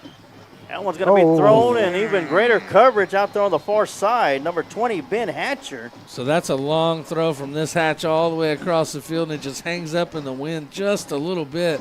Intended for number 35, Parker Connor. But great job by the line and great job by My Time to pick up the blitz and still give Mavis plenty of time to throw. You know, really, they've brought the blitz now a couple times, but have yet to really hurry Mavis in any situation. He's chose to run a few times, but they've not gotten close to making contact with him in the backfield yet. Good. Doing a good job protecting them. Oh, yeah, 2nd and 10 coming up. Fake the handoff, a quick throw to Gage Deutsch. That's the 2nd time we've seen that play, and that'll pick up 9 yards. And that'll bring up 3rd down and 1. That'll be 4th down and 1. That was 3rd down. 4th down and 1, excuse me. So Lockhart faced with another 4th down, where they'll most definitely, I think anytime they're in positive territory tonight, you can expect to see them go for it. Oh, yeah. And this time it's just 4th and 1. So you got to see, you might see My Time, might see some quarterback power. I don't think it's going to be anything too fancy. Just try to get that yard. Okay, somebody call a timeout. Yeah, right now I want to give a big shout out to Mr. Bishop from the audio video class of Lockhart High School, as their students are providing the video for tonight's broadcast, as they've done for every home game. They've done a fantastic job tonight. And they must be discussing whether or not Patrick Mahomes was offended by one of their calls. Well, big discussion. They're probably just checking in their fantasy starters for tomorrow. Yeah, this officiating crew not helping themselves out there with the fans. No. It is 3rd down. I thought it said 2nd down to play before. You just got glasses, TD. Well, what? Come on. Well, it said 4th down. Well, what's scary is that it takes all the officials coming together to get that right. Right. Right. All right, so it is 3rd down and 1, so the Lockhart Lions do have 2 opportunities. Notice they didn't change the play. Well, Gage Deutsch in motion. They'll fake Quarterback. the jet sweep to him. Quarterback keeper, and he'll get the first down and more. First down. And he'll get a push there. Good tough run. Yep. Yeah, all the way out to the 32-yard line. It'll be first down and 10 for the Lions. Great block and push there by number 52 for the Lions. He's not on the roster, so got to imagine he's was it 52 or 62? 62. That's Mr. Dalen Darby, homecoming king. Come on, How you going to miss that man? He was out last week, too, so. In my defense, Darby is compact, and seeing his number hole is difficult. Yeah. But don't let that compactness fool you. He is a monster down there on the line. They'll hand it off to Gonzalez. He'll go around the left side. Nice block on the edge. Breaking away from a tackle. Oh, he'll pick up 9 yards. That'll bring up second down and 1. My time breaks the first tackle, and then the second one was a really solid tackle out there by their leading tackler, Gage Webb, number 44. Pretty much form tackled my time after he made the first man miss. He's going to be good enough for a first down. Yeah. Awesome. And according to Max Preps, my time is third in the district in rushing. And that's the fourth quarter, guys. Yeah, and that's going to be it for the Quantum Towing first quarter. We're going to take a quick timeout, and when we come back, we will have your Shields AC and Heating second quarter right here on the Lions Pride Sports broadcast. Shields AC and Heating is a small family-owned business located here in Lockhart, Texas. You can count on us for all your air conditioning and heating repairs. Here at Shields AC and Heating we service commercial and residential HVAC system as well as refrigeration, ice machines and walk-in coolers. So, if you're in need of commercial or residential AC repairs you can count on Shields AC and Heating to be there for you by calling us at 512-227-1219. We take pride in your comfort.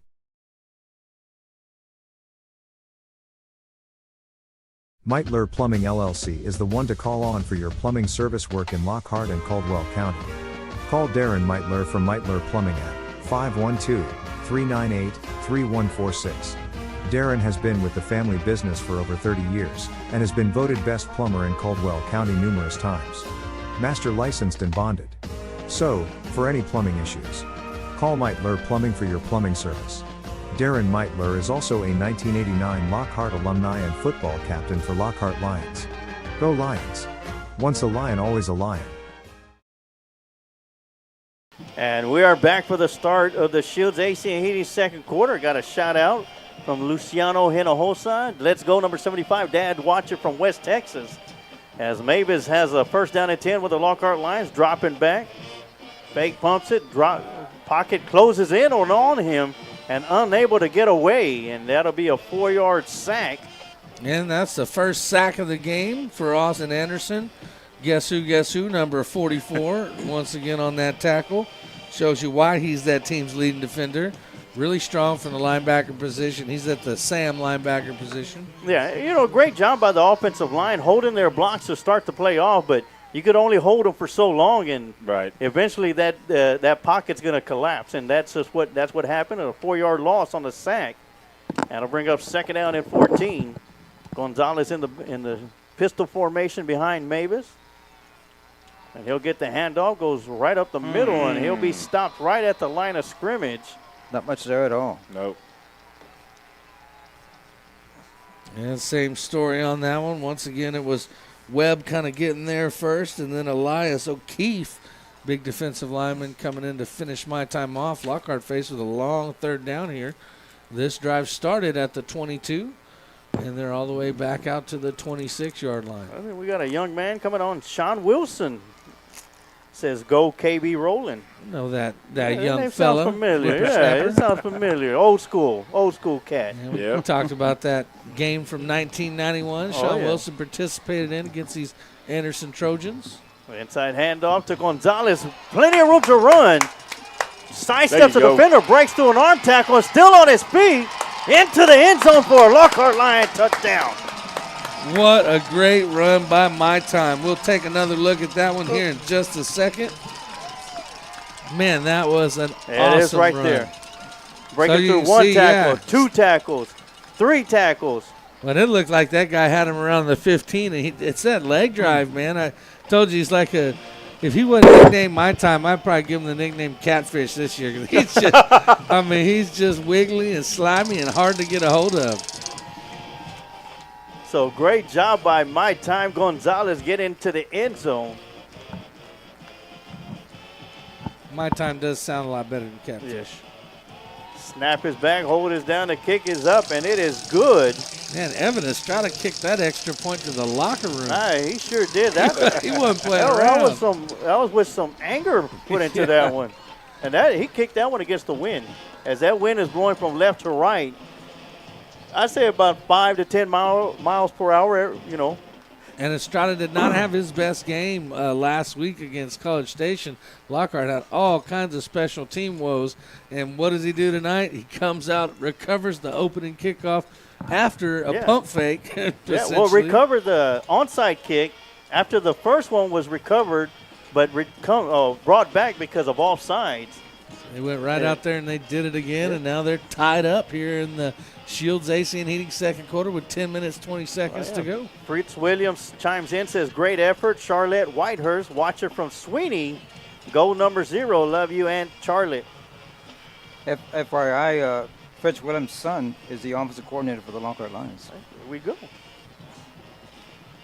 7 degrees of separation. And so the last time we had a big kick, number 15 had a pretty decent return. That's Zayden Sharp back there deep. He's joined back there by Jay Fulmer. And Evan Estrada, no telling what he's going to do every time he steps up to kick the ball. And I'm telling you. This one's going to be squibbed out of bounds. He kicked it toward Coach Hippistill. I thought Coach Hippistill was going to. Yeah, that was Coach Mavis right there. I thought he was going to field it and take off running with it. Let's get Coach Mavis in the game.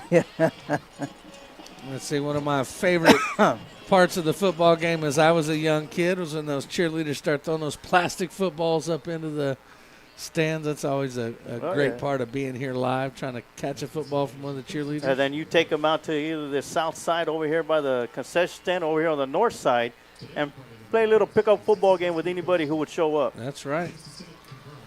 Oh, they don't allow them to do that anymore. Now it's you children stop having fun and get back in your seats. Yeah. You came to watch the game. And Fritz Williams once again says, let's go D, and that's what it's going to take. Lockhart Lions going to need a stop. And what's great about it is if they could go into halftime with some points on the board and either keep this game tied or a one-score game, whether they're up or down, Lockhart they get the ball to start the second half. Lockhart late getting ready coming out of a timeout. That's a huge mistake. Yes. You have to, against this type of offense, you cannot mess And what's around. happening is Lockhart's looking to see who they bring onto the field so they can decide whether they're going to run their nickel with 1 or 2 linebackers. And on that play, just, same thing as before, just late coming onto the field. Yeah, Fulmer with the carry once again. This time the Lions are right there to stop them after a 2-yard run. And that was Portillo that bottled them up right at the line of scrimmage almost. Yeah, the junior linebacker. Yeah, Lockhart has to do a better job of getting ready, getting set before the play. Second down. Be a handoff to Fulmer once again, going around the left side, and he's going to be brought down by the cornerback. And so 21 for Lockhart and 21 for Anderson, both getting it done on their side of the ball. That was Avery Ibarra with the stop. Jay Fulmer, a good opposing 21 for my time. Another handoff to Fulmer. This time the turf monster will get a hold of him. He'll still fall forward for about 2 yards. That was the old Jamie Foxx Any Given Sunday. Run the same play. That's right. It worked last time. 2nd and 8. And they'll fake it to Fulmer this time. Quarterback rolls to his right. Got a receiver out there. That's going to be Ed Small. And Small gets that complete inbounds, and we'll have enough for the first down. Great play call there. After 2 runs to the left, you run the same exact play action in the backfield. But Gerlich pulls it and finds Small out on the perimeter. It was an NFL first down, by the way. Did the double toe tap. Wanted to put it on his highlight reel. A little shift in the formation for the Trojans offensively. 1st and 10. Inside handoff to Fulmer once again, going around the right side. Gets through the hole and into the end zone for an Anderson Trojan touchdown. Let's take a quick look at a replay on this one, Sarge, if we're able to get it.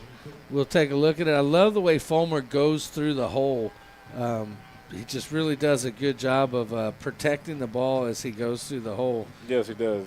You'll see it on the replay here. 2 hands on that ball, head down, low running profile through that hole, and then when he gets in the open, turns on the jets. And great job by the front line creating that hole for Fulmer to run through. Yeah, they're doing a good job, too, in pass protection also. Here comes Osbo with the extra point try. Snap is back, hold is down, the kick is up. Ed Small is a holder. And that's going to go into the Lockhart Lion roaring band, which they enjoy. They love They enjoy having that football being kicked. Of course, they'd probably like it more if it was a Lockhart Lion or Evan Estrada kicking it into the band. But I've been waiting for one to go into tuba all season, and that one came the closest of any of them. Tubas are on the back rows. They really got to kick it to get it there. so with 8:47 left to go here in the Shields AC and Heating second quarter, it is Anderson Trojans 21, Lockhart Lions 14. We'll keep it right here. One of the other things that I want to talk about is something I saw pregame again. And Coach, you've coached countless numbers of kids, right? There's always different methods, different work ethics, right?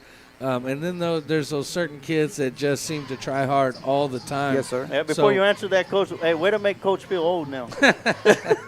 Well, before the game, I was watching warm-ups for returns, right? And so you had Gage Deutsch and you had a few others back there. And you know, it's not a knock on anyone else, but so many people just catch the ball and, okay, throw it to the coach, throw it back. Every time Deutsch was catching that ball, he's running 15, 20, 30 yards. He just got in his mind that I'm going to be down the field with this ball.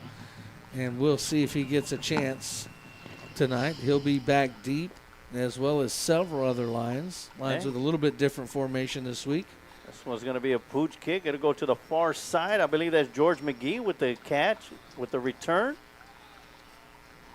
The first man miss. Good return. Yeah, good return out to the 35-yard line where the Lockhart Lions are going to take over. And, of course, got another shout-out to give. Pam Clay says, let's go Lions. And a Lockhart legend himself when it comes to youth sports and youth football, Coach Clay is watching as well. So thank you for tuning in.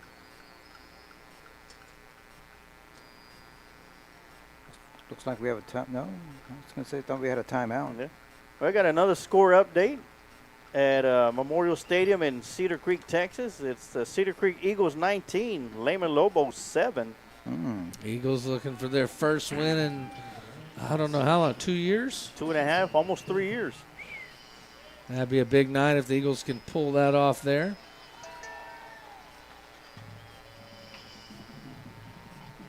And so it's going to be 2 wide receivers on either side, 1 tight end, 1 running back. First and 10 for the Lions at their own 35-yard line. Mavis dropping back. Throwing down the right side, and that one's going to be intercepted on a great catch. Man, and that man can just do it everything. That is number 44, Gage Webb, dropping into coverage from his strong side linebacker position to make an incredible interception. He goes up, high points the ball, and maintains control of the ball as he comes down. And we got a local update for right down south on 183 at Eagle Stadium. If you're an Eagle fan, you might want to cover your ears right now. It's Ingram Moore Warriors 42, Lulen Eagles 0, and that's 31 seconds left to go in the second quarter. Okay. And that was not a horrible throw there, just a great interception. All right, he went up, got it at its high point, and brought it down. So first and 10 Trojans. Ed Small with the reception here on the near side. Nice move to get to the edge. And Bob Estrada able to get Small out of bounds at the 40, but wow, what a move by Small. Small's an interesting combination of size and wiggle. He's got those big legs. He's got some height. He's got some weight on him, but, man, he moves light on his feet. Yeah, I tell you what, TCU is going to get a great receiver. They moved. Yeah, TCU got himself a good pickup in a wide receiver with Ed Small. Ed Small is committed to Texas Christian University. Other commitments on the offensive side of the football are the quarterback, Gerlich. He'll be heading down to San Antonio to attend UTSA next year. Play for Coach Traylor down there.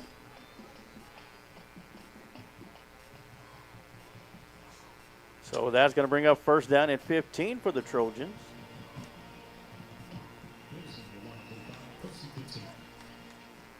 Be a handoff to Fuller right up the middle. And great job by Santiago Guerra. Guerra made good contact in the hole.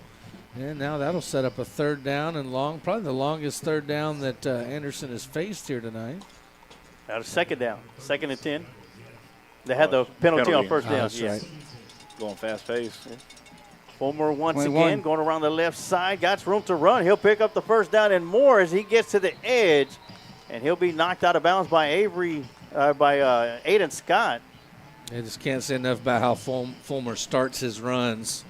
Low to the ground. Low to the ground, moving downhill fast, protecting the football, just doing all the things you ask your running backs to do. And he'll get a break. He'll hand off right up the middle. And that's going to be good for 5 yards. That's going to be Dean Krennick coming in relief of Fulmer.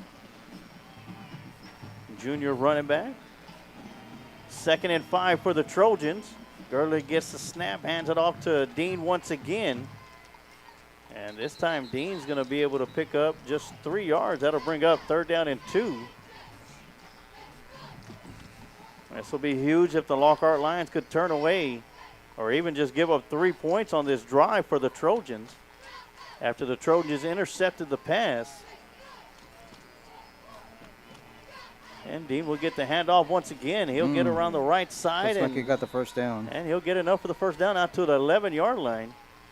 And so Dean Krennick showing us there's no drop-off here. They bring me in the game. We keep moving the ball forward. Krennick smaller in stature, but looks like he may be the quick man of the two. And Dean right up the middle and into the end zone. And Krennick shows his speed there. And Anderson pulls ahead of Lockhart now by 2 scores. Lockhart will need to do something on this next drive to keep themselves in this game. And so we've got 6 minutes, 35 seconds left to go here in the Shields AC and Heating second quarter. And the Lockhart does receive the second half kickoff. Ed Small is a holder for the Trojans. And we'll have a public service announcement after this extra point. Snap is back, hold is down, the kick is up, and it is good. And this time there's nobody in the bandstand as they are getting set for halftime. And calling all parents out there, it's that time of year again. Spring is right around the corner, and Little League softball and baseball will be kicking off yet again. Registration is open. If you'd like to register your kid for softball, baseball, or t-ball, you can go to www.lockhartlittleleague.com.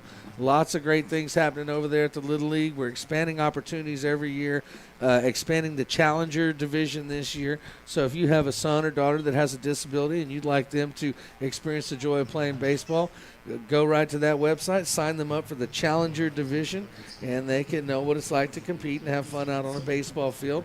Lockhart Little League also, Sarge, upgrading our facility to be ADA compliant this year, and a lot of big things going on, and even consideration of starting to do all-girls t-ball teams where they may, play with a softball starting a little bit younger. So big time of year for us at the Little League.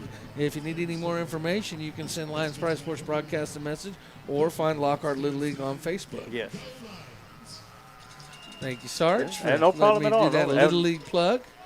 And do a little bit more after the kickoff from number 47. He's going to put his foot into it. It'll go back, and My Time Gonzalez will pick it up, catch it right around the 13-yard line, bring it upfield. He's got some room. Going to cross the field, trying to find his blockers, and he's finally going to be brought down just shy of the 30 at the 29-yard line. And going back to the Challenger team, TD, that's a great thing because there's no score, there's no winners, there's no losers. They're all winners out there on that field. And it is available to everybody. It's ages 2 to 99, depending on how many kids we get signed up. There are different tiers of team and different competitive levels. But this year we're hoping to have more than one team, and we're hoping to actually play other towns. New Braunfels Little League is one that's done it for a long time, but a lot of other Little Leagues, including Lockhart's, is picking up the Challenger division and giving special needs kids the chance to play baseball. And you're always looking for volunteers to help out there, be out there on the field and assist with each player. We need volunteers for Challenger. We need coaches. We need volunteers for everything out there, including board members. So if you're interested in volunteering, find Lockhart Little League on Facebook. Shoot us a message. Oh, yeah. 1st and 10 for the Lockhart Lions. Man in motion. And they'll fake the handoff to Gonzalez Oh, in good a catch. quick post pattern to Gage Deutsch, who will make the catch, and he'll be brought down at the 36-yard line. Well, they've targeted Deutsch 4 times tonight, and he's caught it 4 times. He's Second and 4. Yet to get loose down the field, but yeah, that one goes for long And 6, almost very 7. uncharacteristic by Gage Deutsch on that one, as he allowed one player to get him down. It usually takes about 2 or 3 guys to bring him down. That's right. But nonetheless, great catch by Gage Deutsch. Picks up 7 yards. That'll make it 2nd down and 3. They'll give it to Gonzalez, not and much he'll run there. into the back of his lineman, and he'll lose a couple of those yards. Well, I can tell you something that I see Coach, and tell me if you see the same thing kind of on the zone read there. No respect for that Mabus might run it. No. Right, that end is just Yeah. crashing Yeah. down. So I definitely see some opportunity there for Mabus to pull that ball. We know he's got wheels. We saw him do it earlier in the year, and I'd love to see him do it again. I'd love to see him score another long touchdown for his aunt watching. Yeah, Gonzalez had a couple good runs earlier, and watched for the Anderson defense to be focusing on him. Yeah, I see number 5 in that outside linebacker spot just keying on the running back and crashing down immediately. Yeah, 3rd and 6 coming up. Ooh, Rolling out to got his tipped. left, and that's going to be knocked down at the line of scrimmage. That pass was intended to George McGee. Yeah, that's number 50 applying the pressure. Getting in the backfield. That's Zach Seselek. Yeah, it's on you if you got it wrong, TD. Yeah. It's one of those. You look at the number, you look down, you go, oh, no. I got to read this now. Yeah, well, here comes the punt team, Evan Estrada, and this is something we're looking for all season long, is for Evan Estrada to run the ball. He's got some tremendous speed. As we talked about earlier, the Lockhart punting crew struggled last week. It's been better so far tonight in this game. Great kick here. Oh, wow. Into the wind as well, as Ed Small will field it at the 17-yard line. Lockhart fans want they missed a big block in the back.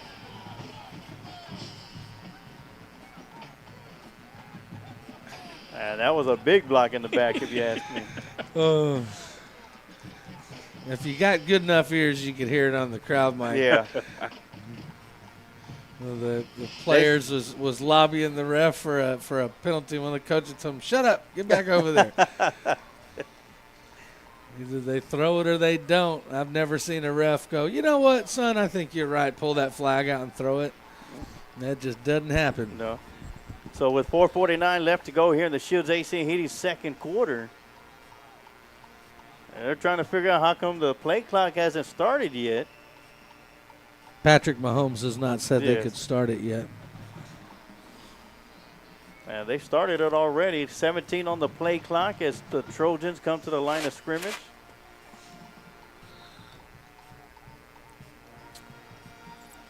Got to be ready, because they're coming quick. And a 21. handoff to Fulmer going around the far side. Nice blocking around the edge as Fulmer will pick up probably about 3 yards. That was number 41, wide receiver tight end David Lopez on Portillo over there. Some 41-on-14 violence as he was able to set the edge. Yeah, 2nd and 8 at a 2-yard gain. Weird Got a trick play. formation. That ball's going to be thrown. Incomplete. Oh, he caught it. And a swinging gate trick play from Anderson. We talked about seeing several of them in the JV game last night. And that was to Ben Hatcher, who was actually the center on that play. And Ben Hatcher was running wide open down the field. They were trying to get to him, just couldn't get there in time, as we'll take a look at that replay. It would have been a great time to call a timeout. After this play, we'll bring it up. Inside handoff to Fulmer as he comes around the right side. And we'll take a quick look at that last play. So the quarterback runs over like he's getting the play from the sideline. They're going to do the sideways toss snap. And that is the center who was at the center at that play, Ben Hatcher, who came up with a big reception. Fumble. And that ball's going to be on the ground, and Portillo unable to come up with it. Lockhart just misses a big break, but great job by the defense getting penetration and getting a hat on the ball. I think that may have been Santieta that knocked it out there. Yes, sir. And that'll back him up into a long 3rd and 11. And number 33, Landon Mendez in there. But Guerra with the hit to strip the ball loose. And Portillo almost coming up with it, as Gerlich will fall on top of that one. 3rd down and 11 coming up. They'll fake the handoff to Fulmer. Quick throw out to number 41, and great open field tackle. And that's David Lopez with the reception and 1st down yardage. Great play fake there. It had the entire defense moving left, including my eyes, and then or moving right, and then they come back left to the tight end out of the flat. Anderson taking their time. They have plenty of timeouts left. Oh. And great job by the Lockhart Lions defense. Might see one here. So the last 2 series, the run has kind of shredded the Lions off tackle, but Lockhart doing a much better job against the run this series. But Anderson opening up with a trick play and a few other passes. Yep. Nice stop by Joseph Zarita. And it's good to see Zarita out there. He was in that big collision at College Station on that onside kick last week in the 4th quarter. So it's good to see Zarita's all right and out there on the field. Screen. And that's going to be incomplete. And good job by Santillera and the defensive line sniffing that one out. I think Miles Carter was there along with team captain or number 74, Julian Benavidez. They all sniffed out that screen. That was intended to number 41, David Lopez. Lockhart switching out, getting some fresh bodies in there in the middle. Big number 77, the caveman, into the game. Braden Martinez. Parker Connor also in at one side, and Hill on the other defensive end. And 3rd and 12, dropping back, throwing into the... Oh, good job. And great job out there as Ed Small was the intended receiver. And I don't know if that ball was catchable or not, but good job by the defender to, kind of ran out of space at the sideline. You don't want to be early, but you're like, well, we're at the sideline. Was that Bob Estrada with the coverage out there? Yes, so. It sure was. Bob Estrada, great coverage on Ed Small. 4th down here. Actually, that was number 7 in the coverage. That was Caden Rowland Bright as he was covering him from the slot. They'll fake the handoff, quick slant, almost intercepted. Yes. And the Lockhart Lions defense will come up big and turn the Trojans away. That is a big stop after the Trojans went ahead 2 scores, and Lockhart with a big opportunity. Good pressure there right at the quarterback's face, TD. Had to get rid of the ball quickly. With 1:55 left to go here in the Shields AC and Heating 2nd quarter. Anderson Trojans 28, Lockhart Lions 14. Lockhart has 2 timeouts. Trojans have 3. And as we mentioned earlier, gentlemen, Lockhart Lions does receive the 2nd half kickoff, so to put points on the board will be huge right here. But putting points on the board is what they need to do. It's not going to be an easy task. Well, with only 1:55 to work with, and they've got 73 yards of green in between them and the end zone. Mavis rolls to his right, throws out to the sideline, and that catch is going to be made by Gage Deutsch.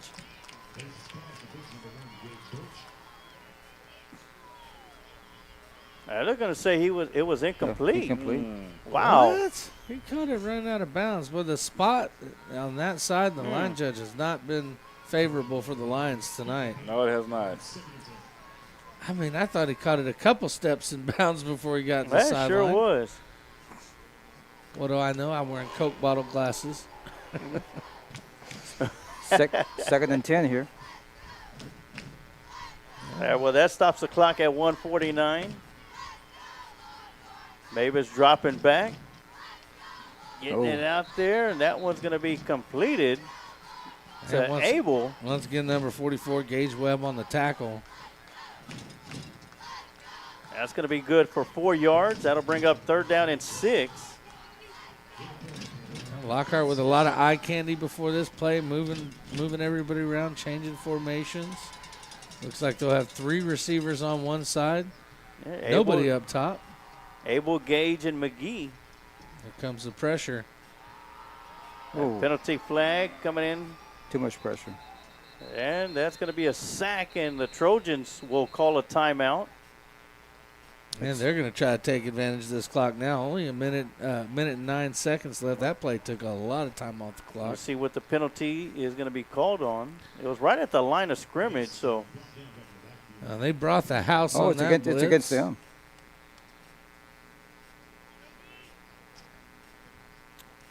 And the referee on the far side showing a symbol I've never seen before. You know what that one is, Coach? I didn't see it. Ah. Here we go. First down. Wow, first down for the Lions. Personal foul. And so Lockhart has been able to take huge advantage of several penalties here in the first half. Hands to the face. So that's the third personal foul penalty that's given the Lions a fresh set of downs in the first half. Once their drive sputtered, and the other time they were able to capitalize and score. And right at 1:09 left in the Shields AC and Heating second quarter. And the clock will start. Mavis will get the snap, drops back, got blitz. pressure coming in from the edge. He'll roll around to his left side, and he'll do the wise thing and throw it out of bounds. Great job by Mavis to get it out of bounds. Great job to avoid that early pressure as they brought Gage Webb off the edge, and he had a beat on Mavis, and Mavis just stepped up, gave him a little wiggle, and bought himself some time, and wisely gets rid of that one out of bounds. Yeah, and something that's not really seen or talked about, George McGee was a receiver in the vicinity. He had to come back to that one to get as close as he can to the football to make sure it wasn't an intentional grounding type of thing. Yeah, it didn't quite make it out of bounds. Right. 2nd and 10. Mavis dropping back, looking to his left. Got the receiver and Connor and just overthrew him. And right there on the coverage was Colin Haynes waiting to make the stop. And Connor was calling for that ball out of his break. So Lockhart will face a big third down here. Just outside the 50-yard line, ball on the 48. Yeah, ball at the 48 with 48 seconds left on the clock. Yeah, actually, they're going to put it at the 47.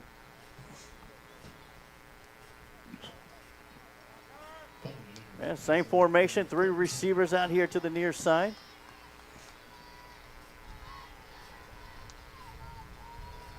Okay. Almost. Good try with a hard count there. It worked earlier. Timeout. All right, so the Lockhart Lions will call a timeout. And while they take a timeout, we'll take a quick timeout too, and we'll be right back with more Lockhart Lion football right here on the Lions Pride Sports broadcast. Shields AC and Heating is a small family-owned business located here in Lockhart, Texas. You can count on us for all your air conditioning and heating repairs. Here at Shields AC and Heating we service commercial and residential HVAC system as well as refrigeration, ice machines and walk-in coolers. So, if you're in need of commercial or residential AC repairs you can count on Shields AC and Heating to be there for you by calling us at 512-227-1219. We take pride in your comfort.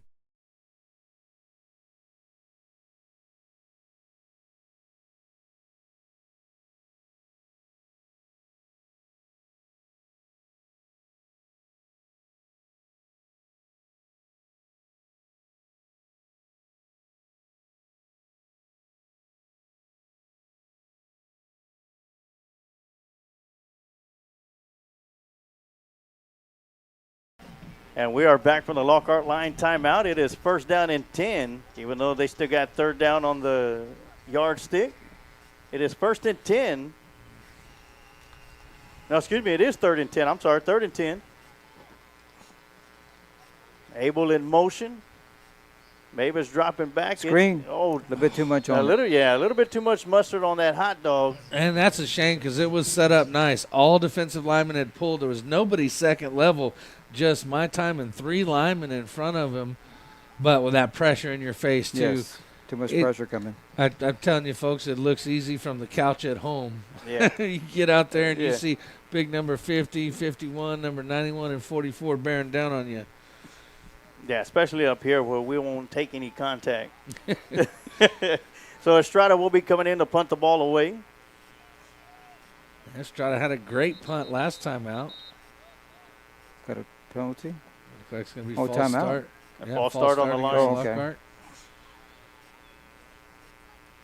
And so he's done a pretty good job punting. The last punt was a good one, but I'm telling you, Ed Small's dangerous. You got to really angle this one. You got to figure out how to punt this ball and keep it away from Small because he can turn the game on its head in a heartbeat. Yeah, and the 2 punts that he has returned, Lockhart has done a great job on special teams containing him, but he's one of those players you can only hold him for so long. Yeah, I might even, especially with that rugby-style kick, figure out a way to keep it away from him. And another beautiful punt against the wind. And that one's going to be down. Oh, great job. Yes. Good punt.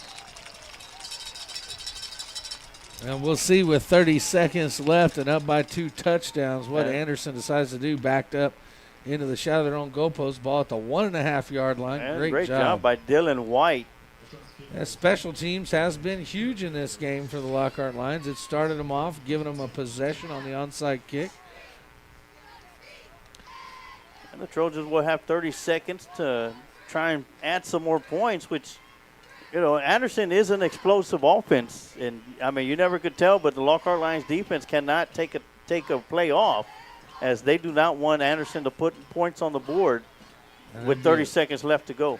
Be a 47-yard kick, I believe. And that's all against the wind. They'll fake the handoff to Fulmer. Throws it deep to Ed Small. A little miscommunication on the route running.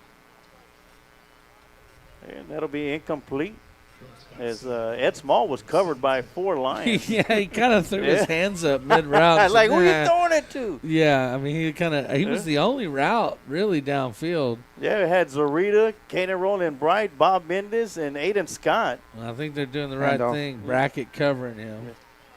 Ooh, got to make the tackle. Oh, nice sidestep by Fulmer.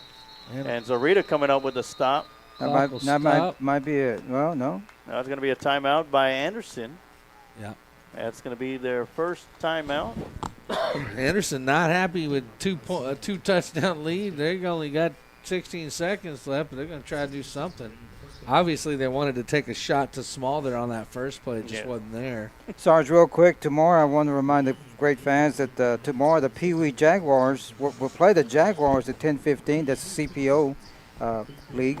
Flag will be playing at the Matadors at 12:30, and seniors will play the Toros at 1:15. Good luck to these guys. This is the playoff time for them, and a couple more wins. They'll be playing for the Super Bowl. Oh, yeah. Awesome. Good luck to y'all. That score update at Memorial Stadium. Cedar Creek Eagles 25, Lehman Lobos 21. Ooh. Lehman trying to keep it close there. Now, unlike Cedar Creek, Lehman has won a game in the last 2 years, and that came, unfortunately, at the throats of the Lockhart Lions last year at Lehman's home field. Since then, they haven't won one yet. Lockhart righted that wrong this year. In a major way. First down and 10 for the Trojans. Gurlish drops back, throws it out towards the far sideline. That catch is going to be made by Small. And Lockhart in the prevent defense there. Had everybody back, 2 deep safeties back, and then another cornerback out there, kind of in their nickel package, but everybody way back. Of course, we are 10 seconds away from the Kreitz Market halftime show. We'll showcase both bands. As looks like the band for Anderson is dressed up in costumes, but right now Gurlish dropping back, throws over the middle. Almost picked off by Avery Ibarra as it went in and out of the hands of Ed Small and then in and out of the hands of Ibarra. And we'll see if they take one more shot. They've got only 5.6 seconds left to go here in the Shields AC and Heating second quarter. And Lions have 4 defenders back right around midfield. Prevent defense. 5 seconds left. Gurlish drops back, looking towards his left. That one's going to be... It hit the ground. Yeah, it looked like it hit the ground. That's okay as long as we get him down, and Lockhart does. And Lockhart will go into the half, trailing by 2 touchdowns. It is 14 Lockhart, 28 Anderson Trojans. Here we're about to roll into the Kreitz Market halftime show. We'll take a quick break, and then we'll be back in just a moment with that Kreitz Market halftime show. Look at that last play, and he caught it, shoestring catch. And nice. Wow. Well, that's going to do it for the first half, as TD mentioned. So we'll take a quick timeout and enjoy your Kreitz Market halftime show. We'll be right back for the start of the Adam & Sons AC and Heating third quarter. But right now, enjoy the Kreitz Market halftime show. Smoked Texas Barbecue puts smiles on faces. Since 1900, Kreitz Market has been putting smiles on faces with every bite of Smoked Texas Barbecue. Located off of Highway 183 at 619 North Colorado Street in Lockhart, Texas, 5th-generation owner Keith Schmidt continues the tradition of providing the best barbecue in Texas with its award-winning varieties of beef, sausage, and pork meats. All Kreitz Barbecue is post oak smoked to perfection under Pitmaster Roy Perez's watchful eye in Kreitz Market's hallowed brick pits. Let Kreitz cater your party or event. Kreitz can assemble a complete barbecue dinner and sides for any event in Central Texas. To get a quote on catering, Kreitz Barbecue Catering Manager Weston Black can be reached at 512-398-2361. That's 512-398-2361. Kreitz Market opens 7 days a week, Monday through Saturday from 10:30 a.m. to 8 p.m. and on Sundays from 10:30 a.m. to 6 p.m. You can find out more about Kreitz Market on their Facebook page or go to kreitzmarket.com. That's www.kreitzmarket.com.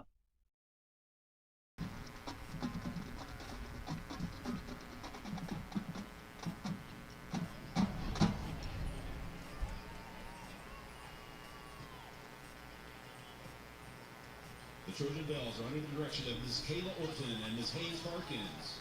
The Bell officers are Sophomore Lieutenant Lily McReynolds, Sophomore Lieutenant Taylor Watson, Second Lieutenant Riley Lynch, First Lieutenant Avery Taylor, Captain Lauren Hanley. The social officers are Megan Summerdorf, Rasa Barties, Bridget Kinsey, Celeste Bannister, and Peachy Brooks. The Bell of the Week is Dahlia Nadich, and officer's choice is Charlotte Payne. Tonight, the Bells are performing a classic routine to the tune of Thriller. And now, ladies and gentlemen, the Trojan Bells.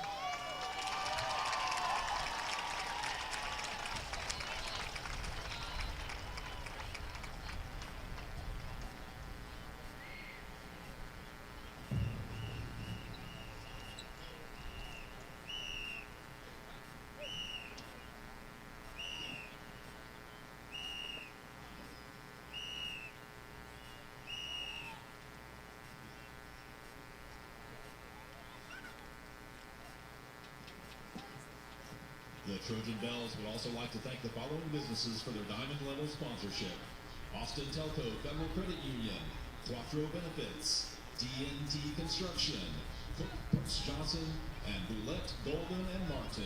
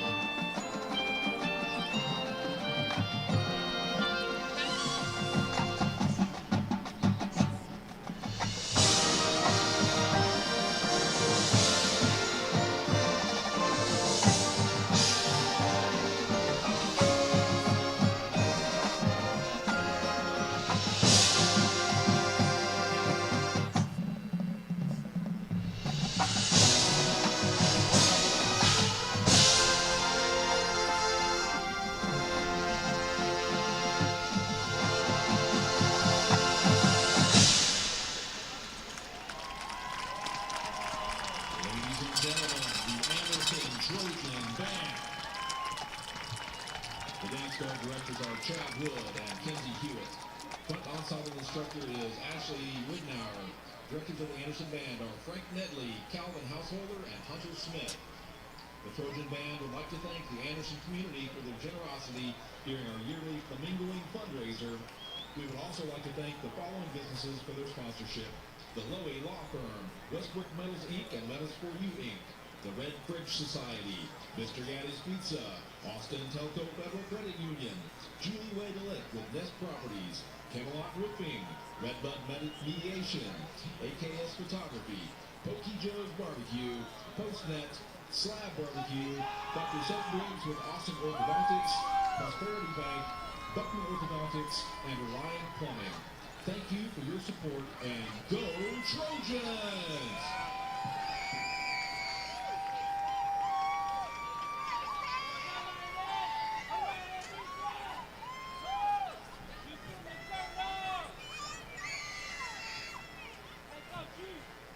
Ladies and gentlemen, it's Lockhart Lion halftime. Please welcome to the field your award-winning Lockhart High School Lionettes.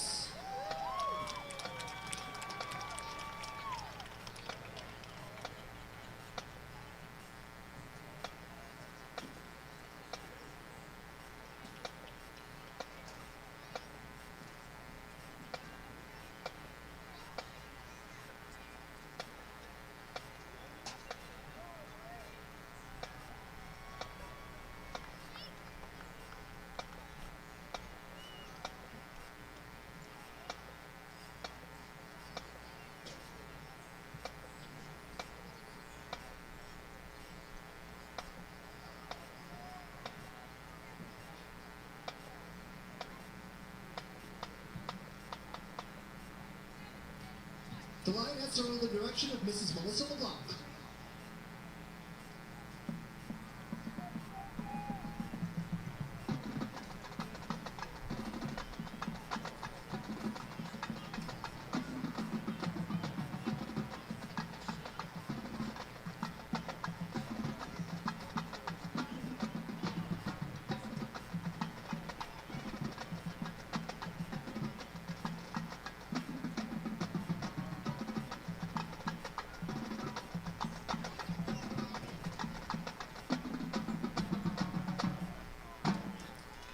The Lionettes are led onto the field by Captain Kaylin Gannon, Co-Captain Gracie Flores, Senior Lieutenant Anna Capello, Senior Lieutenant Rihanna Van Buren, Head Social Officer is B. Torres Puente, Social Officer Mia Metzler, Social Officer Burrell Jillick Willingham, Social Officer Linda Brito, Social Officer Aaliyah Leos, Social Officer Elena Cervantes. Please help us recognize our LHS dance seniors: Anastasia Baltiera, Senior Lieutenant Emma Capello, Jerry Contreras, Social Officer Brielle Jillick Willingham, Co-Captain Gracie Flores, Captain Kaylin Gannon, Manager Mia Hernandez, Michelle Joseph, Social Officer Mia Metzler,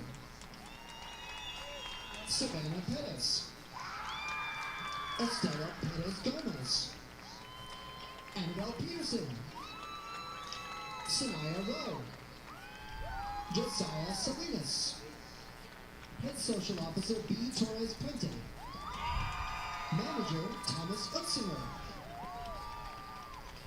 Manager Jamie Valdez, and Senior Lieutenant Rihanna Van Buren.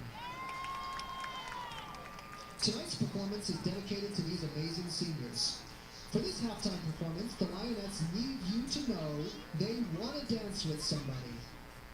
Joining the team are special guests, including parents, siblings, our LHS nurse, LHS's speech and debate teacher, LHS students, Lionette and Legacy alumni, and of course, the final halftime performance by LHS Associate Band Director, Mr. Joseph Gannon. Please enjoy your 2024 partner dance.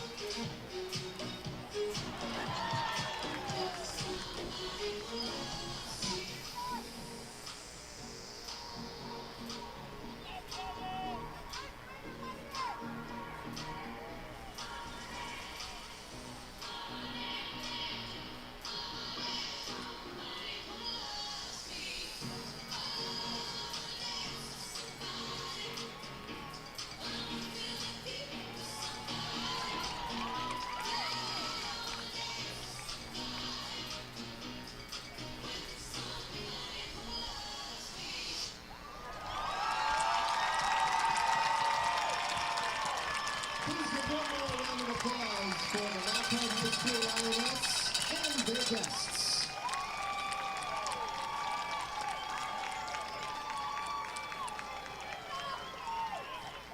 Now, entering the field, the Lockhart High School Roaring Lion Band and Color Guard. The band is under the direction of Mr. Peyton Grover, Mr. Joseph Gannon, and Mr. Jared Autry. The color guard director is Mr. Sergio Rodriguez. The freshman of the week is James Washington.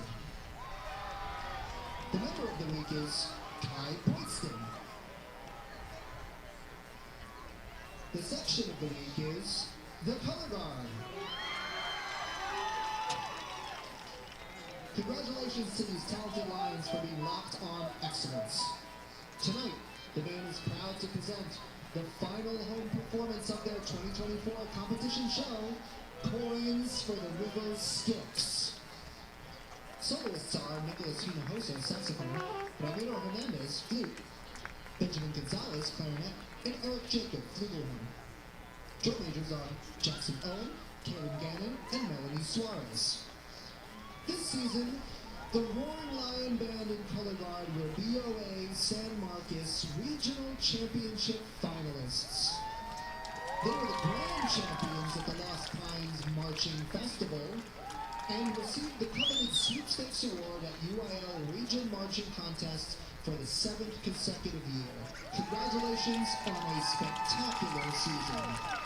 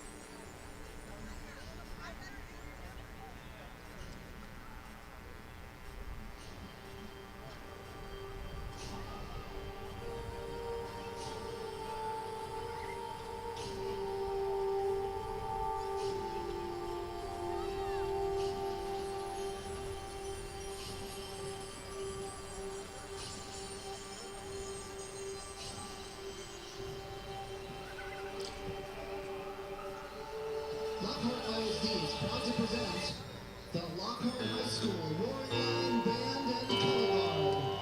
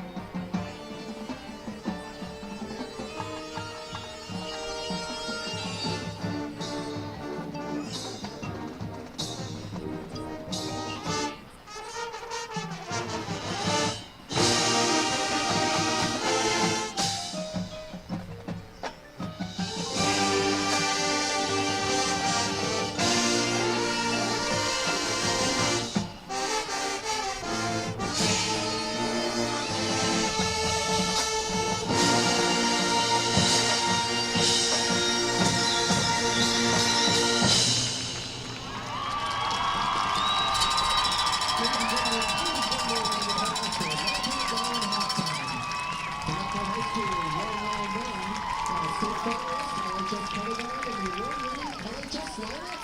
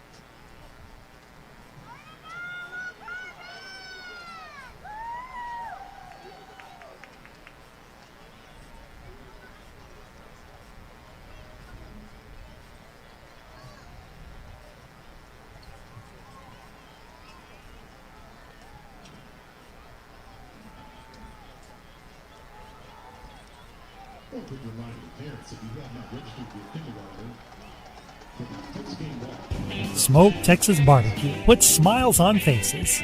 Since 1900, Kreitz Market has been putting smiles on faces with every bite of Smoked Texas Barbecue. Located off of Highway 183 at 619 North Colorado Street in Lockhart, Texas, fifth-generation owner Keith Schmidt continues the tradition of providing the best barbecue in Texas with its award-winning varieties of beef, sausage, and pork meats. All Kreitz Barbecue is post oak smoked to perfection under Pitmaster Roy Perez's watchful eye in Kreitz Market's hallowed brick pits.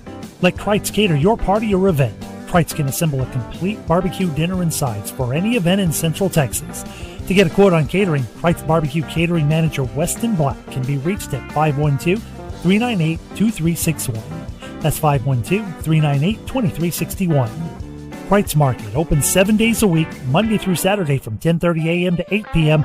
and on Sundays from 10:30 a.m. to 6 p.m. You can find out more about Kreitz Market on their Facebook page or go to kreitzmarket.com. That's www.kreitzmarket.com.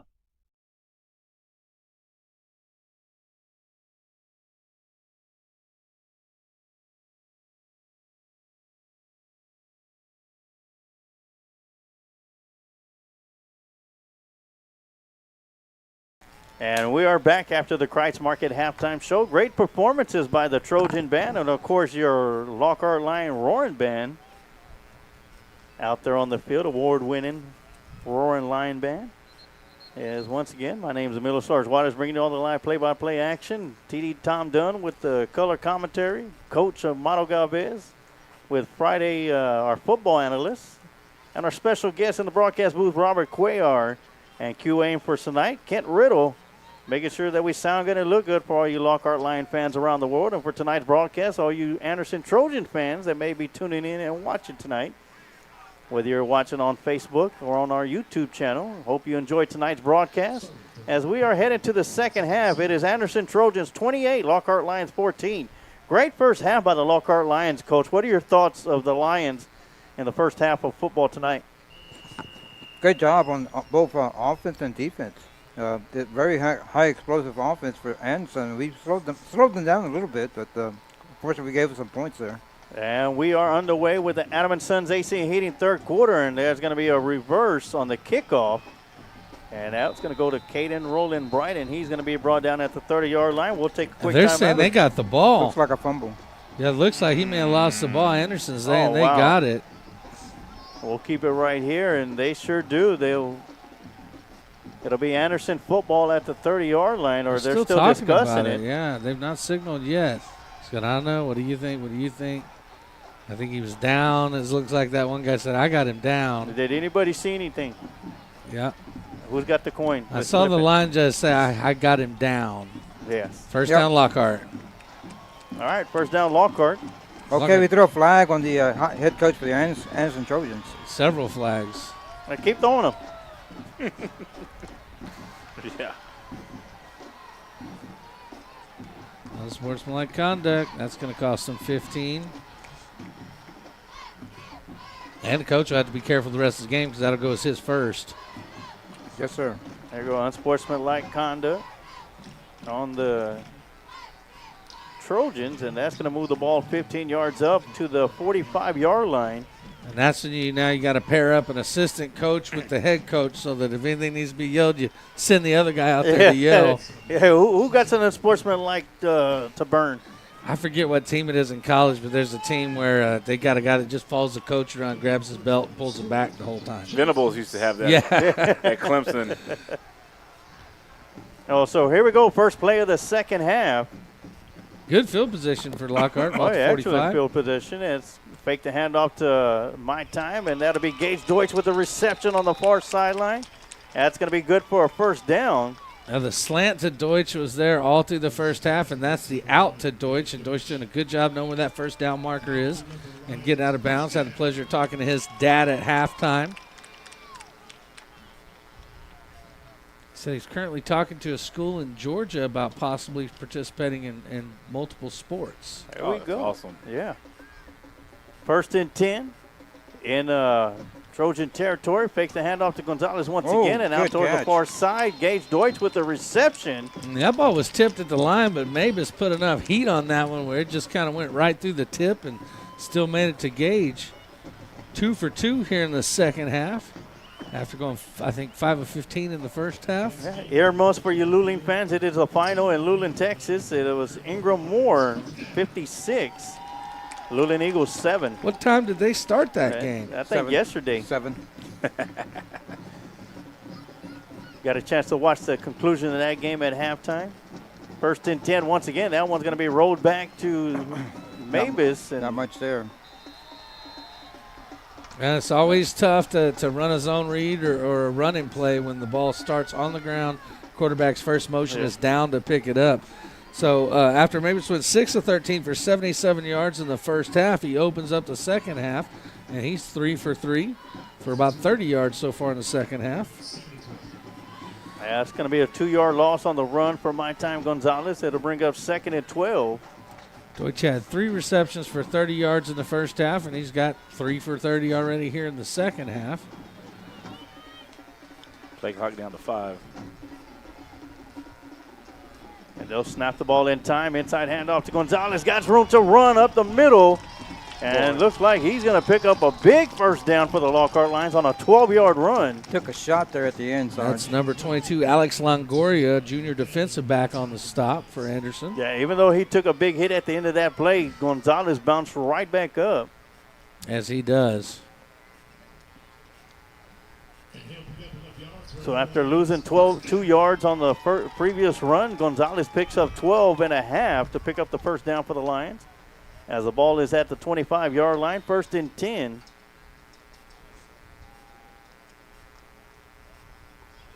Dropping back, and the pocket will close in, and coming from behind to make the sack.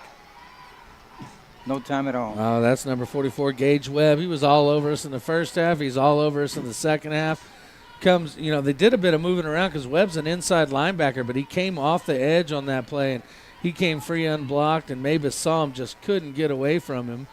Oh, what an athlete Webb is. Yes, he is. Anderson also doing a lot of moving around before that snap, making it hard for the offensive lineman to get a beat on who they're going to block and who their man's going to be, and that allows the man to come free. That's going to be a 5-yard loss. That'll bring up 2nd and 15. As the Lions will have 2 receivers up to the top. They'll hand it off to Gonzalez. He'll come around the left side, cuts it upfield. Ooh. And still moving forward. Body's flying. And he'll pick up 3 yards or 2 yards. That'll bring up 3rd down and 13. And while we have a quick break between plays here, Sarge, want to give a special thank you and shout out to the folks who helped to donate money for the Lockhart ladies softball, JV softball team to be able to compete in fall ball. One of them is sitting here in the booth with us tonight. Robert Queer and his wife donated to help make it happen, as well as Miss Bonnie Hazlett, who's always been a big supporter of softball and baseball at the Little League level and any level she can be. So big shout out and thanks to those folks for donating and helping the fall ball JV team. Inside handoff to Gonzalez. He'll have to bounce it out. Coming around towards the near side, and he'll be brought down behind the line of scrimmage. And Gonzalez just trying to make something happen as every time he gets the ball, he's essentially either running to the back of one of his own linemen or a defender, where this defensive line for Anderson is getting a good push. Now Lockhart in a long 4th down situation here, 4th and 16. Well, that was Leo McMillian with the tackle. And Lockhart's going to go for it as it's pivotal that they try to come out of here with some points. Maybe just a field goal doesn't really help you either, down by 2. I think they're probably definitely within at the edge of Evan Estrada's range. Yeah, this would be going right into the wind as well also. They're 4th down, dropping back, and Mavis trying to get out of there, and he's going to be brought down at the 40-yard line for a big sack. Too much pressure. Yeah, they have now dialed it up in just about every passing down. They're now pinning their ears back, and that's the advantage of being up by 2 scores, huh, Coach? You can change your playbook and just get really aggressive and send them. And they do it on that play, and it's successful. That's going to be their 4th sack of the game for Anderson, and that'll set them up with the ball at the 40-yard line. As we see the Lockhart band doing their track walk around, they'll come over here and they'll play in front of the student section. And a score update around the district, as we only have one other district game taking place right now at a halftime. It's the battle of the winless teams. Cedar Creek Eagles 27, Lehman Lobos 21. So somebody's always going to go tonight and pick up their first win. Ooh, good tackle. Yeah, great job by Joseph Zarita. And the tackle was made by Zarita, but what made that play successful for Lockhart's defense was linebacker Landon Mendez collapsing down to the edge. You can see that they're running him as a linebacker, and then depending on the strength, they'll bring him up. Wide open. And dropping back, throwing Good right job down the on middle. Got a flag. And that's going to be pass interference. And that's one of those tough ones where all the receivers really got to do is try to come back through the defender at an underthrown ball. And if the defender doesn't get his head around and get his eyes on the ball, they're going to call that every time. Fortunately, it's not a spot foul in high school, so that'll just be 15 yards. That'll move the ball to the other 45. Yeah, it'll still make it 1st down and 10. Well, it's better you give up 15 than 7, and he had a step on him. If that ball's not underthrown, if Gerlich hits him in stride, he's gone. That was Roland Bright on the coverage.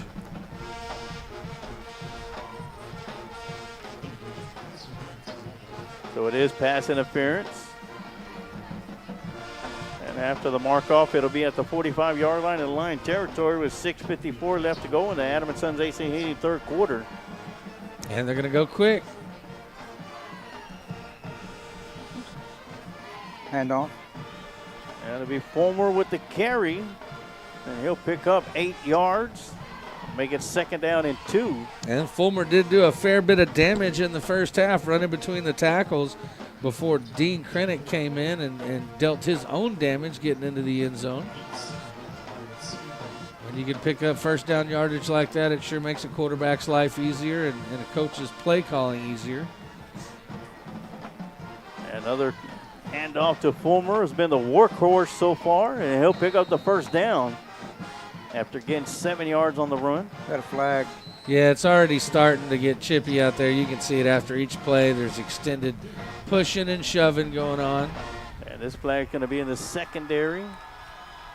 Against us. Of course, Lockhart did have an ejection last week at College Station, as things got kind of chippy. And we're yet to see him, even though he'd be cleared now for the second half. He's not been in the game yet.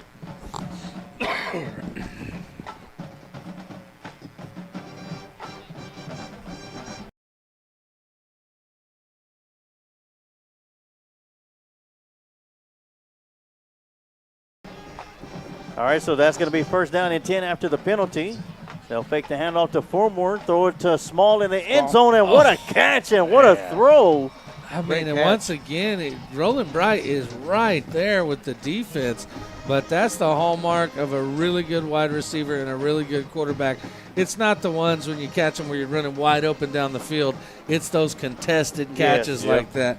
And I tell you what, Small, he's like 75%. They call it the 50-50 ball. When you got a receiver like that, it's 75-25. Yeah, it really is.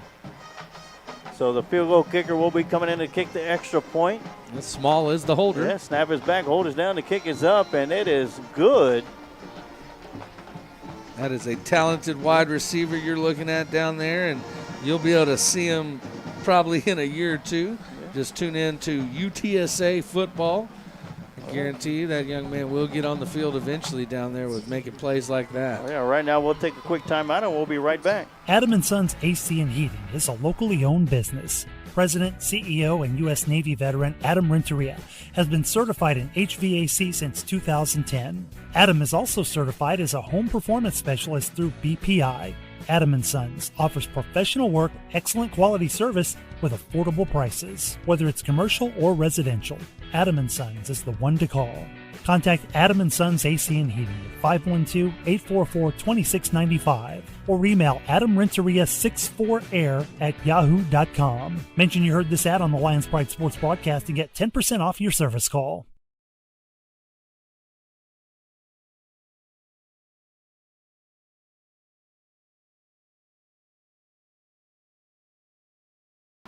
And we are back, and speaking of Adam & Sons AC and Heating, Adam Renteria is on the sideline on the far side working the chains tonight. Got to talk to Adam a little bit during halftime. He's got one of the best seats in the house down there at field level. And so last return we saw a reverse that went to Roland Bright that didn't go for a whole lot. Lockhart sure could use a big return on this one. And that's going to be an onside kick. And they're offsides. That one's going to be fielded cleanly. Great job by Portillo to just grab that ball and get down. Yep. And more flags on the sideline on the far side, too. They were coming at him like a missile. They sure were. And, of course, I'm pretty sure Coach Mavis will decline the offsides. But with more penalty flags coming on the far end. Looked like they may have picked it up, not sure. He's got his hat off, too. So, oh, no, his hat's on. Okay.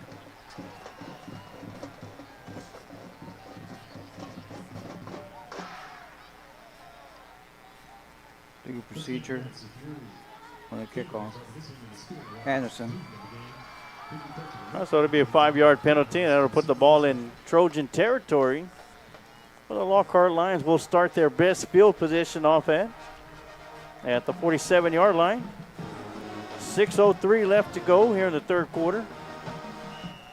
Down by 21, you got to start eating into that lead right now in the third quarter. You can't wait till the end of the game to try to catch up. And we'll hand it off to Gonzalez.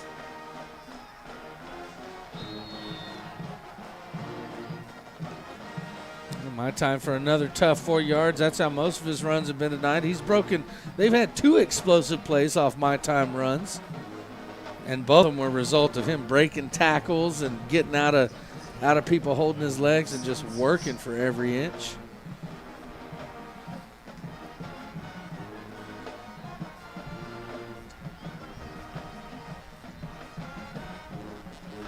So that's going to bring up 2nd and 6. Gonzalez with the inside carry. And he'll be stuffed right at the line of scrimmage. It's kind of an interesting motion, Coach, that they're doing with Deutsch out there where they bring him in and he heads back out. It looks like that's definitely an RPO play there where you may see him come back out to Deutsch on that if they run it again. Brings up a 3rd down. Yeah, Abel will come into the game. Hill will come out. So they'll drop a tight end and add a receiver. Wesley Abel, a talented young receiver that just has not quite been able to get going this year, sophomore. But he's got speed and he's got hands. Yeah, Mavis rolls out to his right, gets it out there, trying to get it to Gage Deutsch, and looking for a flag out there. Is not going to get one. That's going to bring up 4th down, and Estrada will come out, as well as the punting team.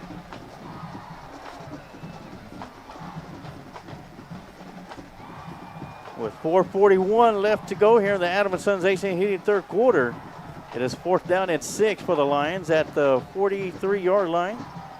Fake. It'll be a fake to My Time Gonzalez. Oh, he's just close. And he's very don't close. know. They have to measure it. It might. I think they're going to get him down right at the 37-yard line. Judging from the line judge on this side, that's a 1st down. Yep.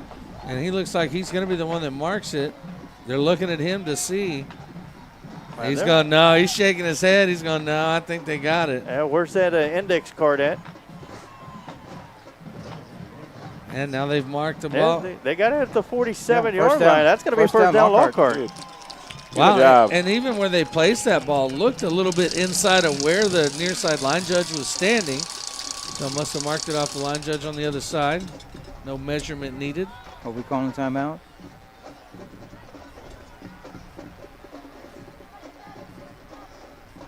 Well, the play clock is going. To 20.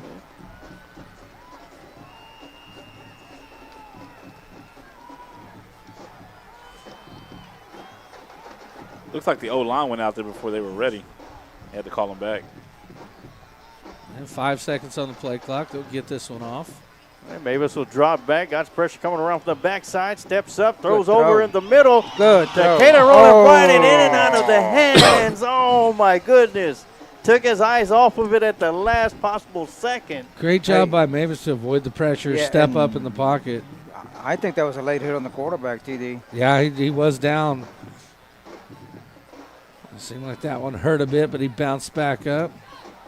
Lockhart misses a big opportunity there if they take a shot on first down. All right, like you mentioned, Coach, great job by stepping into the pocket by Mavis and delivering a strike. And he hasn't had much time here in the second half. As every time he's dropped back, they brought the blitz. Looks like he's looking for a motion, man, yeah. Inside handoff to Gonzalez, and look at this man run. And that is the downside of the blitz, that if you've got the right run play called and you hit that gap where they vacated, you can get an easy 10 yards. He picks up 9 there. Second and short.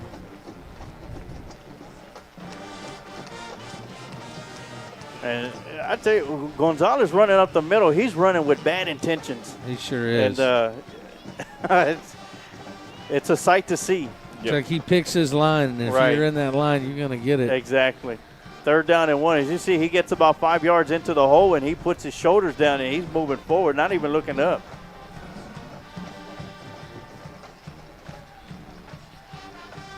They'll fake it to Gonzalez to Abel, and Abel will pick up the first down. Yes, good call. Exactly how you called it, TD.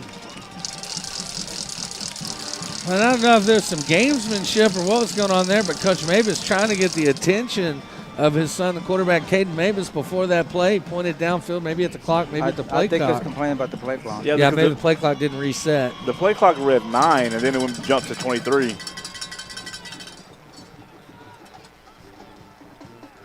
First down and 10. That ball's going to roll back, and Mavis will have to scoop it up and make something out of nothing. Well, I'll tell you what, you can hand the ball off to My Time, or you can just follow right behind him.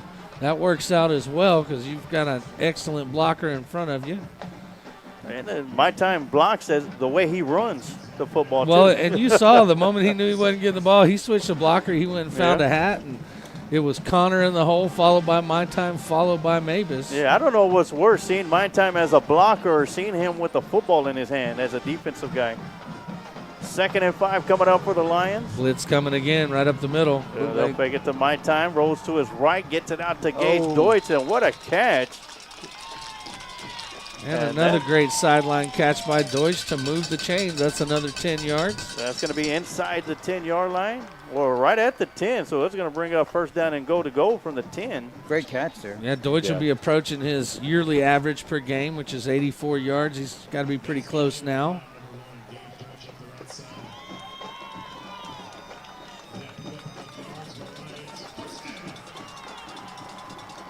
And Lockhart got the big package in. Both tight ends in the game on the right side. Yeah, 2:36 left to go here in the third quarter. Quarterback.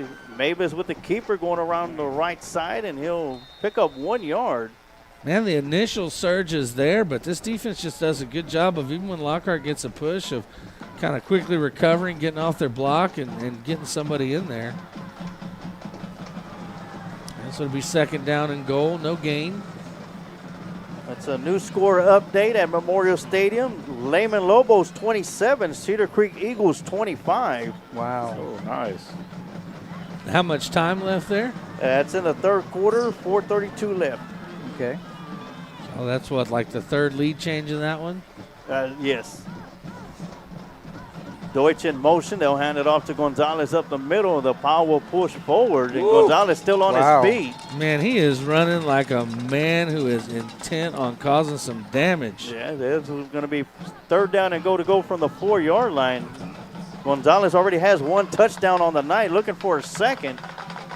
Man, Gonzalez reminded me of old Billingsley, right? Billingsley's running like a man possessed. Cover the points. Cover the points. Roll like with that running back for the Cowboys. Just feed me the ball. Got a little mojo going out there. Third down and goal from the 5.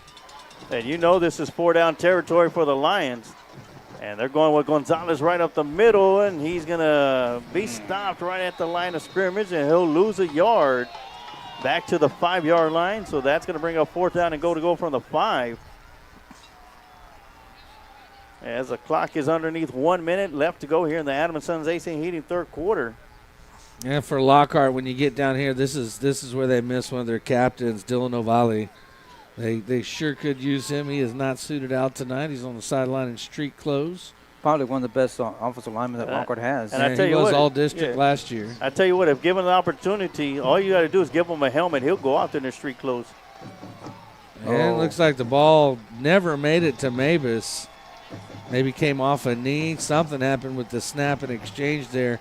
And that ball go on the ground. They'll pick it up, and they'll turn it over. Yeah, that'll be recovered by Caleb Alvarado. But with 29 seconds left to go in the third quarter, the Trojan defense keeps the Lions out of the end zone. And that really hurts to drive all the way down the field. Remember, that drive started way back inside the 30.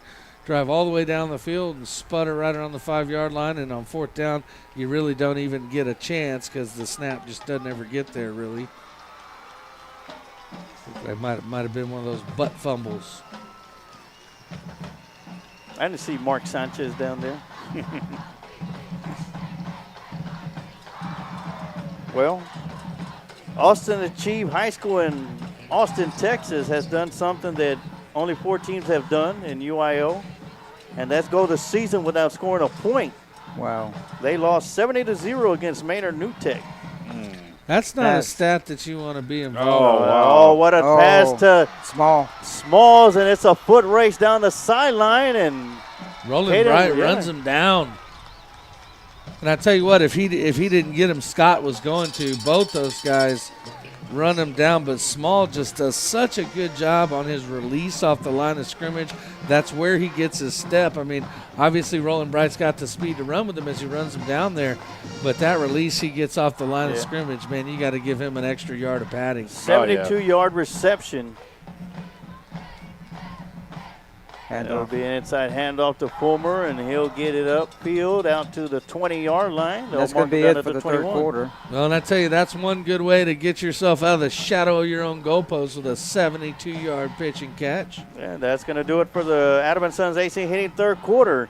It is Anderson Trojans 35, Lockhart Lions 14. We're going to take a quick timeout, and when we come back, we'll have your Old Pal Texas Tavern fourth and final quarter right here on the Lions Pride Sports broadcast.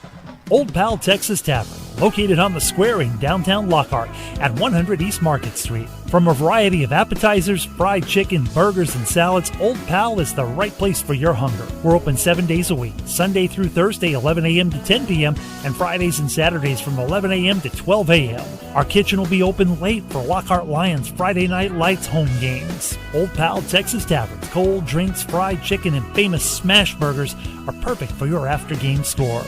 At Old Pals, we are proud supporters of the Lockhart Lions and the Lions Pride Sports broadcast.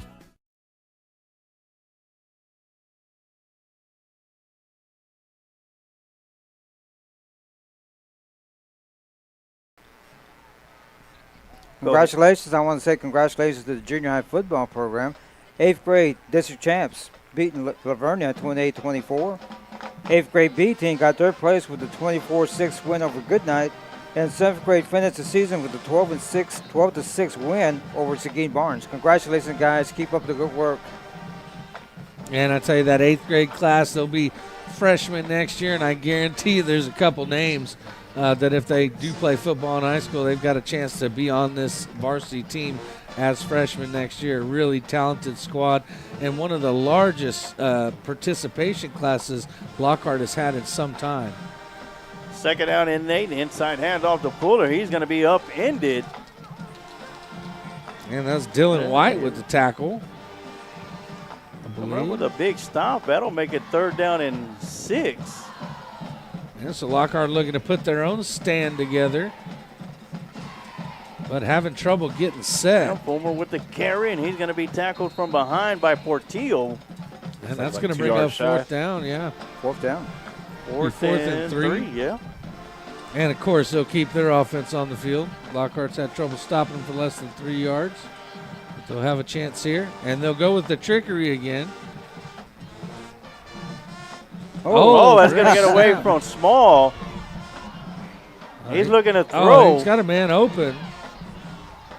I don't think he got it. Nope, looks like they got him. It's going to be brought down at the 10. Spot.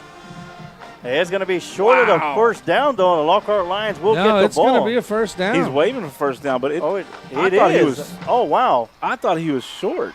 Way short. Looked like he was out of bounds around the 15, but maybe they're saying he did not go out of bounds. He landed in bounds. Oh, wow. So 1st and 10, 1st and goal to go from the 10.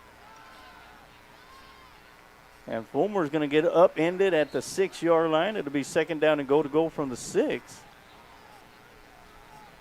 Wow. I did thought that he was initially out at the 15-yard line, but wow, great job by Ed Small. Yeah, because he was in trouble early. Yeah, Fulmer with the handoff. Good job there. Good penetration, man. 74. Benavides just shooting the gap on that one and moving him back outside the 5-yard line. Now it's going to be 3rd down and goal from the 7 or the 8-yard line.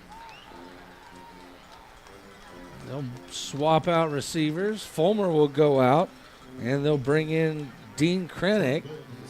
We saw no drop-off from Fulmer to Krennick in the first half when Krennick came in. Late substitutions coming in for the Lions. Handoff. Too much. That'll be to Dean. He'll get it inside the 5 to the 3-yard line. Would it be 4th down and goal to go from the 3? And Lockhart with another chance to hold him. And they'll call a timeout to talk about it.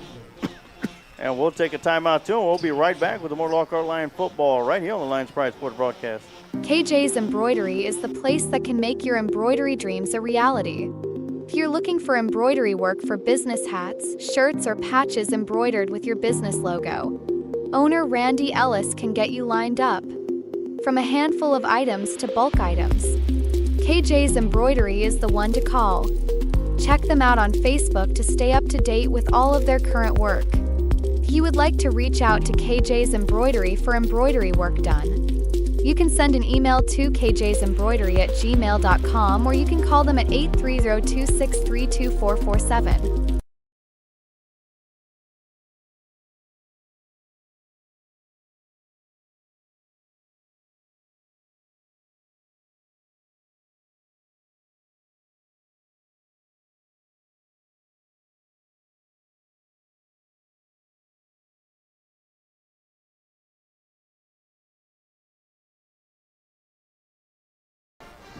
We are back from the Lockhart Lion timeout. It's Anderson Trojan timeout.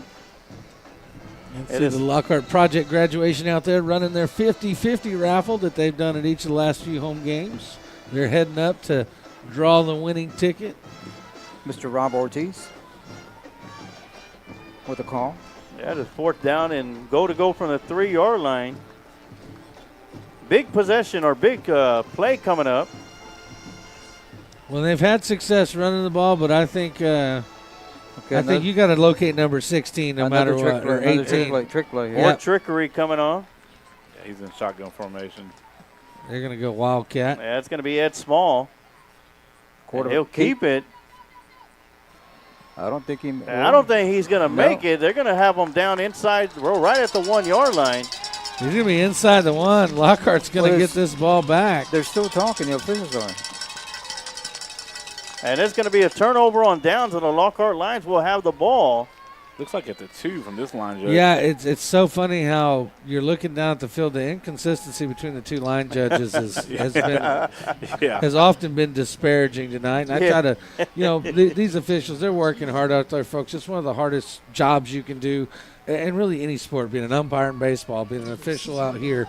But you can't help but notice when you got two line judges and they're standing, completely different depths to mark the ball. Oh, yeah, so it's going to be Lockhart Lion ball, first down and 10 at their own 2-yard line. I want to remind everybody at the conclusion of the game, we're going to have your Kreitz Market postgame show, and we'll have your Kreitz Market offensive players of the game and your Quantum Towing defensive players of the game. But right now, we still got 9:26 left to go here in the Old Pal Texas Tavern fourth and final quarter. I like to see them air it out to Deutsch, man. They're playing man on him. They got no safety help well, on the top. They called another timeout, so they'll be down to only one timeout remaining. Lockhart still has all three. Well, while they'll take a timeout, we'll take another timeout, and we'll be right back.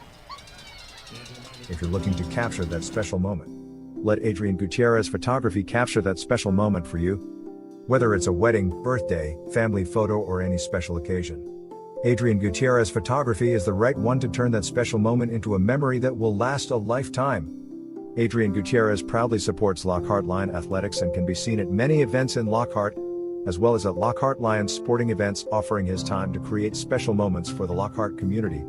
You can contact Adrian Gutierrez Photography at 512-227-6794, email adriangutierrezphotography@gmail.com, or his website adriangutierrezphotography.com.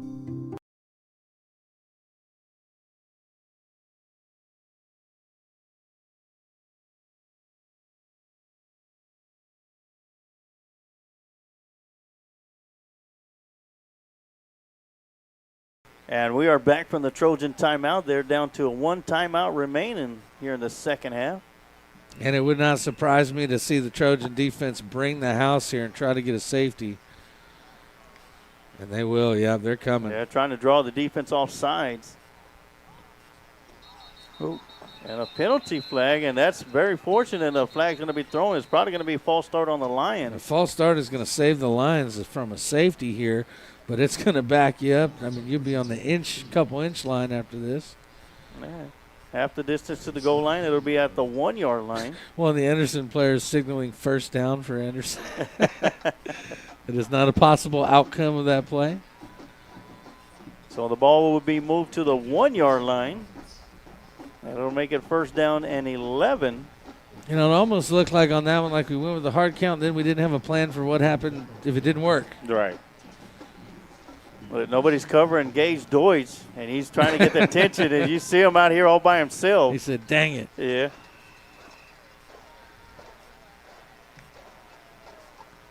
And a little miscommunication in the backfield, and that's going to be a safety.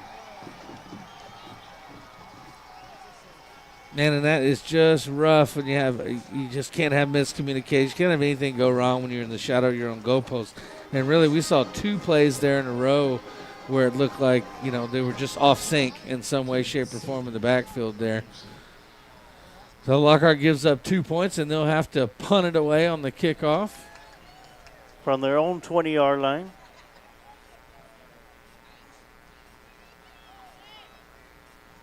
Thank God we have a good punter.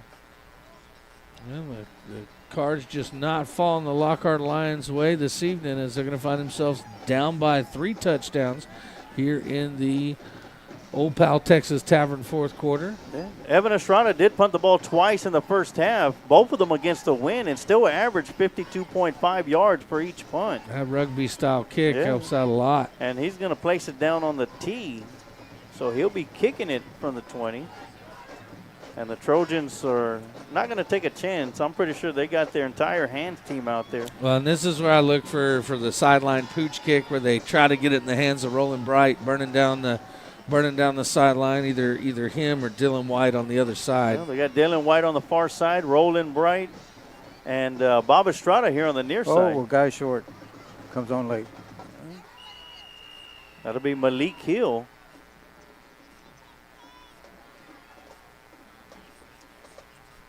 And Evan Estrada will good bounce. Gets a nice bounce, and that one's going to be fielded cleanly by number 2. Good job Grayson of Grayson Lake going up and getting that ball. Great bounce. I mean, if you drop an onside kick, that's what you want the ball to do. Grayson Lake doing a great job high pointing that football. And they'll take over deep in Lockhart territory. Ball will be at the 32-yard line. Anderson leading Lockhart 37-14. The last time out, Lions defense did hold, get the ball, turnover on downs. But weren't on the sideline too long as it took one play for a safety. And the Trojans are back in action on offense. Oh, come on. Well, and they've been doing that the whole. So I'll explain that after this play. So Lockhart's forced to burn a timeout. But so what you'll notice what Lockhart's doing is they're waiting to see what formation they come out. They're holding Landon Mendez on the sideline until they see what personnel they have. It's the difference between them sending the other guy and being in the nickel or sending Mendez and being in their base package. So they're holding Mendez or the other guy up until they see the formation, sending them late onto the field. Yeah, it's not a penalty. Coach Mavis was able to call a timeout just before that. Well, and it wouldn't have been a penalty, but because Mendez was supposed to be out on the field, but he would have been way out of place because he essentially operates either as a second linebacker or a third defensive lineman. But that's just Coach Mavis trying to get the best package into the field to face what the offense is putting out there. Well, with 37 seconds left to go in the third quarter, Cedar Creek Eagles 32, Cedar Creek Eagles 34, Lehman Lobos 32. Okay, here we go. All right, 1st and 10 for the Trojans at the 32-yard line in line territory. And that's going to be a handoff to Dean, and he'll find room around the right side. And I don't know if anyone noticed, that was a big man coming in motion across the formation, number 99. Sloan Keller. And I kind of thought he might have been he's leaning in the forward backfield, a little bit. He's in the backfield as an H-back. Inside handoff to Dean once again, and great job Nice by tackle. Portillo. Let it come off the edge. And that's how you close down a gap right there.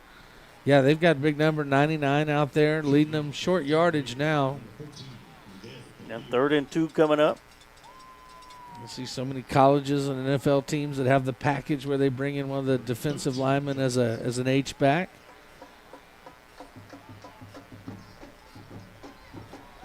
They'll take the handoff to Dean, throws it over the middle, and that's going to be caught by Ed Small. That man has stickum on his hands because he can't drop a ball. I mean, hats off. I got to say, hats off to Caden Roland Bright. He's ran with him and been with him all night. He's never been beat by more than a half step by the guy. He's been, contacting him as the ball gets there 3-4 times tonight. But Small just has a knack for pulling that ball in. He got great hands. Oh, and a great throw to go with it as well. And he's been doing it the last couple of years. His last name's Small, but he certainly plays big. Oh, yes. Snap is back, hold is down, the kick is up, and it is good. Oh, no good. So with the missed field goal, with 8:13 left to go here in the Old Pal Texas Tavern 4th and final quarter, it is Anderson Trojans 43, Lockhart Lions 14. We'll take a quick timeout, and we'll be right back with some more Lockhart Lion football right here on the Lions Pride Sports broadcast. Luling MMA provides a safe and professional martial arts instruction for kids and adults. Head trainer and owner King Webb is a 3rd-degree black belt in Brazilian Jiu-Jitsu and a 1st-degree black belt in Taekwondo. Luling MMA offers classes in the sweet science of boxing, Muay Thai, wrestling, Brazilian Jiu-Jitsu, and MMA. With experienced trainers and coaches, Luling MMA provides world-class instruction for those that want to learn for recreation or for competition. Luling MMA is located at 212 North Cypress Avenue in Luling, Texas. For more information about Luling MMA, you can go to their website, www.mmaluling.com.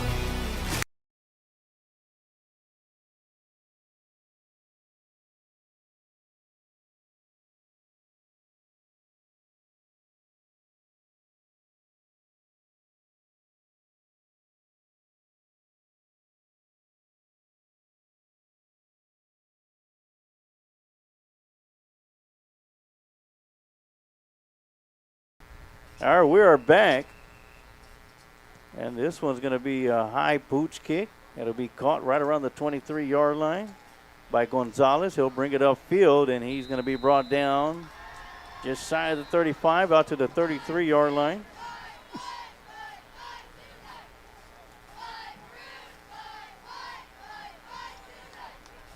And once again, at the conclusion of the game, we'll have your Kreitz Market post-game show, and we'll have your Kreitz Market players of the game, offensive players of the game, and your Quantum Towing defensive players of the game. But with 8:05 left to go, Anderson Trojans 43, Lockhart Lions 14.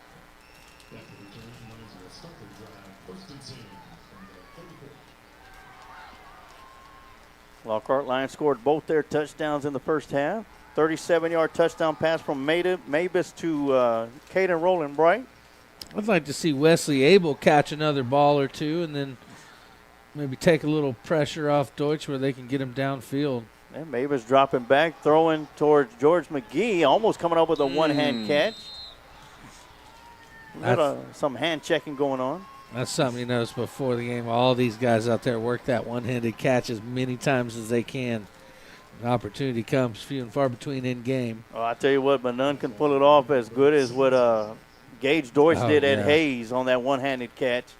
That was the best one we've seen all year for sure. Well, I think it was the only one we've seen so far. So I mean, in all the football I've watched this year. All right, 2nd down and 10 coming up.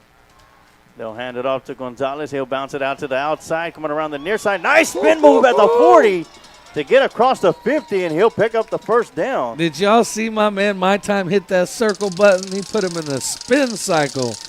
We'll take a look at that replay here in just a second, but My Time, man, what a spin out on the edge. Nice run. And here it is right here on the Stay Holy Instant replay. Get him with a Chris Berman. Whoop, whoop. Whoop. And that's an inside spin. You always see the outside spin. I love him turning it the other way. Yeah, 1st and 10. Give it to Gonzalez one more time. And what footwork. Oh, man, he shimmies himself right through the middle. I mean, he really does have the total package. You know, he runs with power. He runs with tenacity. And runs with finesse. I mean, he can run you over, or he can do like he did right there, a fancy little piece of footwork to get himself free when, you know, he's contacted right around the line of scrimmage. And he made Gage Webb whiff on that one. That don't happen too often. No. And they'll fake it to My Time, and Gage Deutsch with the reception, the turn, and the run. And that has worked all night for them. Every time they've gone to Deutsch, either on the slant or out on the perimeter on the out route, it's been pretty successful. And that's a big pickup for Deutsch.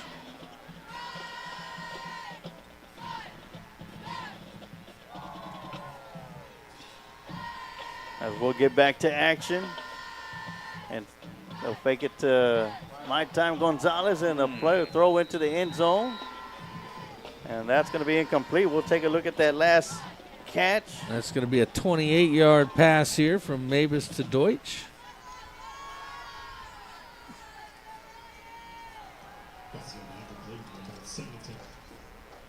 Good job by number 22, Alex Longoria, to end up getting Deutsch down at the end of that one, save a touchdown. So the incomplete pass into the end zone is going to bring up 2nd and 10 with the ball at the 17-yard line. Deutsch is going to be dangerously close to 100 yards on the night. And that one's going to be thrown on a post pattern to Gage Deutsch and almost picked off. Liam McMillan was coming. Yeah, he sure was. I mean, he did a good job just to get rid of that football. McMillan got a piece of it. Someone got a piece of it at the line, too. Lucky that thing didn't pop up in the air. 3rd down and 10 from the 18. So Lockhart able to move the ball tonight. Just about every time they've had the ball, the issue's been putting it in once they're inside the red zone. As this will be their 3rd trip into the red zone in a row. Mavis will roll to his left, looking to throw. Gets it out there, trying to get it to Deutsch, and that one's going to fall incomplete. Looks like he may have been there a little early, but Deutsch doesn't get the flag on the play. It'll be 4th down for the Lions. Big 4th down. Big 4th down for the Lions here.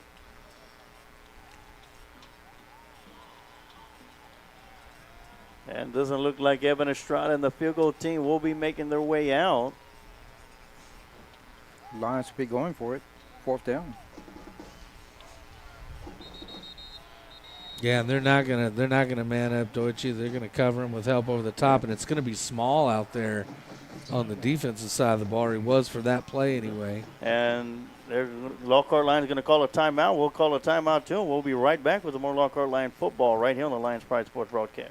Timeout, timeout, timeout, timeout, timeout. Listen up, get tight. This is the most important timeout I've ever called. Things are getting out of control out there. And we need to regroup. Hate. Hate is winning out there. Not on these fields. In our communities. On our streets. In our schools. And we need to stop it. So let's take this moment to change the momentum. And call a timeout on hate. Together. Together.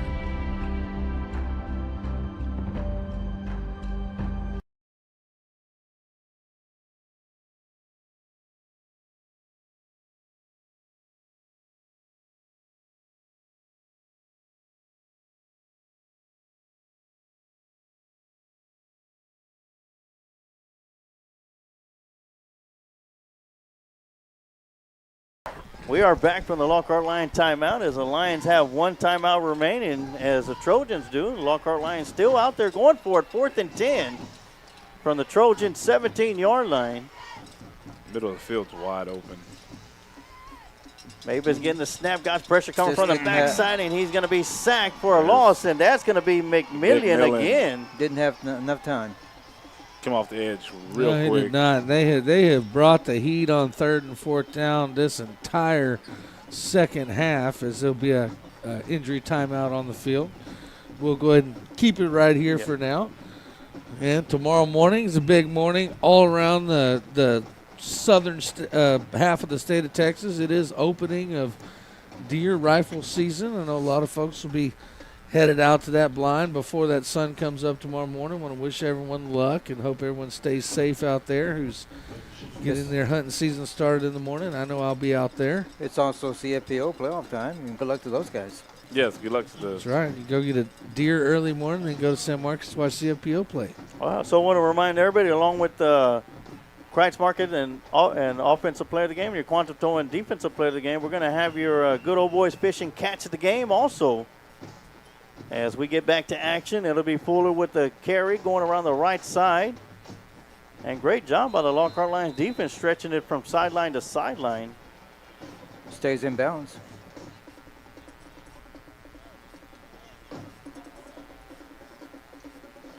A great tackle out there by Dylan White. It'll be a 2-yard run by Fuller, 2nd and 8. They'll fake it to him this time, and quarterback will roll out and throws it out to Small. 18. Well, that looked like practice, didn't it? I mean, it just looks smooth and easy. They've done that a few times. Yeah. First down to Anderson. Ball's going to be at the 39-yard line. And hand off to Fuller right up the middle, and Portillo will be in there to make the stop. Portillo's done a great job all night, considering he plays outside linebacker. He does a good job of closing down that gap. As outside linebacker, it's such a fine balance between keeping your containment and coming inside to help with that run. Landon Mendez in on the stop also. Fuller with the carry right up the middle, and he's going to be tripped up. Trying to see who's the young man that tripped him up. I think that's going to be Joseph Zarita, and that is who tripped him up in the backfield. But Fuller was able to fall forward for a couple of yards. That'll bring up 3rd down and 3. And Lockhart changing things up just a little bit here. He'll fake it to Fuller, dropping back, throwing deep over the right side to Small. And great job by Small coming back for it. And he'll split the defenders into the end zone for another Trojan touchdown. Well, Lockhart was in the best position they were in of the night to try to get a hold of this one, but they never get their head around. They don't see the ball. Small does, and he comes back and makes a beautiful catch that'll just make you feel silly. And then once he caught it, we stood around and watched him run into the end zone. Yep. Yeah, hard not to stand there in amazement watching that guy play. Yeah. So Osby will be coming in to kick the extra point. He missed the last one. Snap is back, hold is down, the kick is up. And it is good. So with 4:49 left to go in the Old Pal Texas Tavern fourth and final quarter, is Anderson Trojans 50, Lockhart Lions 14. And Ross Alexander put it best. Gage is a receiving powerhouse. And my time putting those moves on, there's a big reason why running backs and receivers work on their footwork. Yeah, we've seen some amazing pieces of footwork from my time tonight. And think, guys, remember about Gonzalez, he was injured all spring. The first week of track practice, he got injured and he's without. He missed all of 7-on-7 during the summer. He wasn't cleared to come back to play football until the first day of 2 days. And he didn't participate in the scrimmage either? No. I think the only lift he was doing, I think, Sarge, you remember, I think he could only bench press, and that was it. Right. And that's not a whole lot of fun when you're a running back. Yes. No, it's not.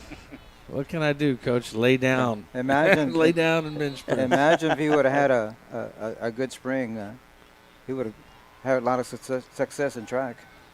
Well, if they kick it deep enough, I would look for Lockhart to maybe go back to the bag of trickery, maybe the reverse, maybe a lateral or something on this ensuing kickoff.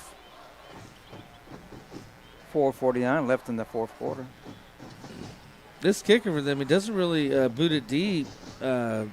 He's only comes back 3 steps from the ball. It's almost like a field goal depth. Most kickers run that full 5 to 10 yards.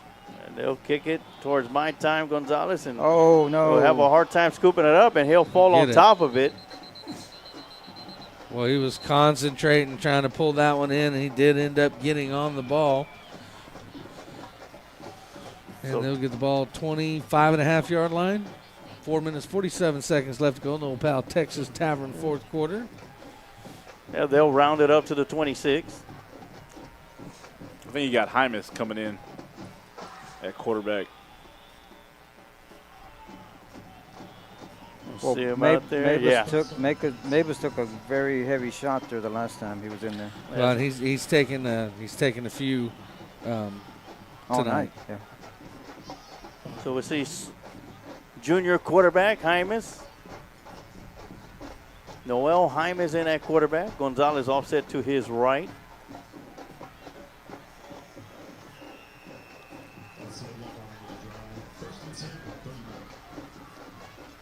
He'll turn and hand it off to Gonzalez. He'll break through an arm tackle behind the line of scrimmage, and he'll get it up. Pick up a yard. That'll make it 2nd down and 9. Trojans defense, they pursue very well. They are very quick. Very physical as well. Yes. As every time my time has had the ball, he's either delivering the punishment or he's taking the punishment.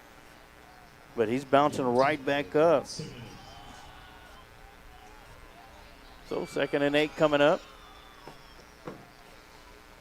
He'll fake the handoff to Gonzalez. He'll throw it out there, and that's going to be picked off at the 43-yard line, and that's coming across the field. Got a flag down. Down the far sideline, cutting it back in, and that's going to be a pick 6. Wow. But we will wait to see what the flag is. There's a flag at the 26-yard line. And a hat. Is that a hat or a shoe? That's a hat. It's a shoe. Oh, it's a shoe.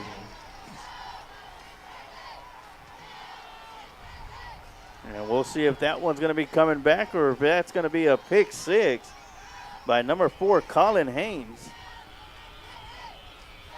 I think where it was thrown, you had a Lockhart lineman that was Personal just foul. locked up. Helmet to helmet. Anderson. So was it during the return? I threw it early. Yeah, that flag was out there pretty early. That's what I'm wondering. Is it during the return? It's got to be.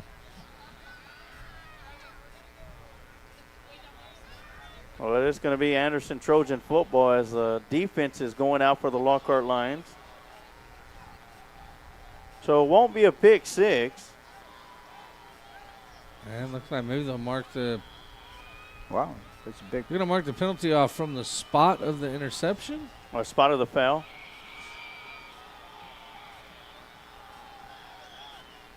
Now maybe the spot of foul was closer around the and we'll 28. see number 32, Cade Mades, coming into the game, senior for the Lockhart Lions. And I believe Coach Mavis will be putting more of the seniors out there. Well, there's not very many, but I'm glad they're going out there. So 1st and 10 for the Trojans at the line, 41-yard line. 3:54 left to go here in the Old Pal Texas Tavern 4th and final quarter.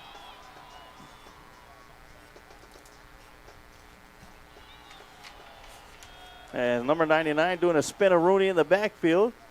That'll be a handoff to Fuller right up the middle. And he'll be brought down by Caden Roland Bright as well as Bob Estrada. But now before Fuller picks up 21 yards out to the 20-yard line. We're 1st down and 10. Dropping back to throw. Bubble screen on the far side. Got to make the tackle. And that's going to be Caveman. Yeah. Braden Martinez, number 77, coming up with a stop. It's not something you see every day. Big defensive lineman picking off a guy downfield like that.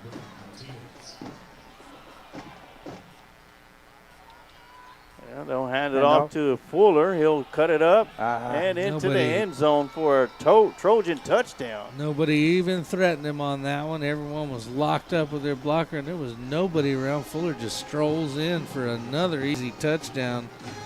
And Anderson is all over Lockhart here late in the 4th. I'm surprised you still have quite a few first-teamers in there for Anderson. They have a very big game coming up next week. I was thinking the same thing. Starting quarterback was still in on that last series. He is ranked 4th in the state in 5A Division I passing yards. Maybe they wanted to be ranked number 1. Snap is back, hold it down, the kick is up, and it is good. And there's an odd score for you don't often see in football, 57. That safety contributing to that. G57. Bingo. Well, apparently the scoreboard on the Texas football app is being played with for the Cedar Creek Lobos game, so there's no official score right now as they have it back at halftime.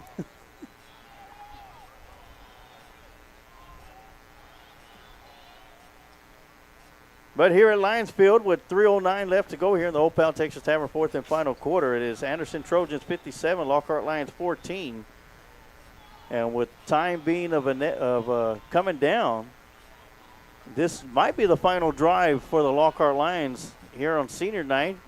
Last home game of the season. Of course, we do have one more game. That's going to be next Friday night at A&M Consolidated against the number 2 team in the state when it comes to 5A Division I. Well, Lockhart pulls my time off of the receiving team, give him a break. Caden Roland Bright is standing at that spot where they've kicked every ball so far tonight. And I'm pretty sure my time's like, why? Keep me out there. Right. Oh, you could tell his body language. He was feeling that way. First deep kick we've seen. Oh, it's going to be tripped up. And that was Julian White. Yes. And the turf monster gets him right after the catch. And Lockhart will have the ball with tough starting field position at the 10 with 3 minutes left to go in this one.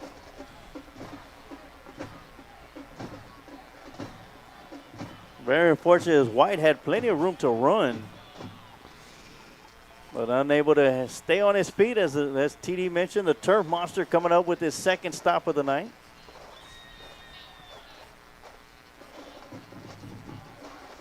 And you might be able to keep Gonzalez out of the kick return team, but you ain't going to keep him out of the offense. No, you're not. Well, actually, maybe you are. Yeah. Yeah, so we're going to see for the first time this year, number 24, Malik Hill is going to get a shot at running back. As Hyman's in shotgun formation, and Hill will get the handoff. Hill coming around the near side. And he's going to be brought down. And he lets number 22 know right away that I may not have played running back much, but he ran over Alex Longoria and picks up 8 yards. Lockhart had been dangerously thin at running back. They lost several guys early in the season and then lost their number 2 running back after like game 3. So it's been all my time toting the load. I think we've seen Roland Bright get like 1 carry. And Malik Hill got his first carry of the season. He'll get his second one right now. Oh, he takes a huge hit but picks up the first down in the process. And that was number 33 coming in with the hit stick, Pierce Miller. There you go. All this time, Gonzalez on the sidelines, helmet on, chin strap on, ready to go in. Now he finally gets to go back in. Hill does a great job giving him a break, and 2 runs totaling for a first down. Good job by that young man. Malik Hill, just a sophomore. And Gonzalez will be offset to the left side of Jaimes. And he'll get the handoff following his blockers. A huge hole up the middle. First down. And Gonzalez will pick up the first down. He sure will.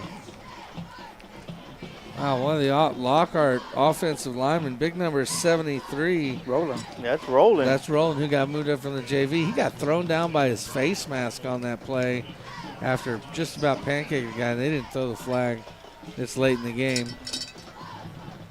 There's no way they didn't see that. Happened right in front of the line judge. And that's Caleb Rowland on the front line. Oh.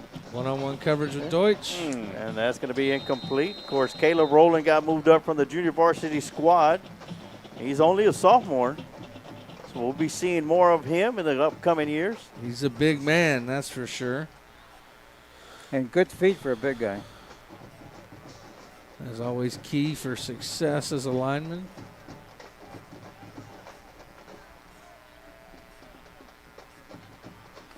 And Lockhart sorely needs some size, too on the line.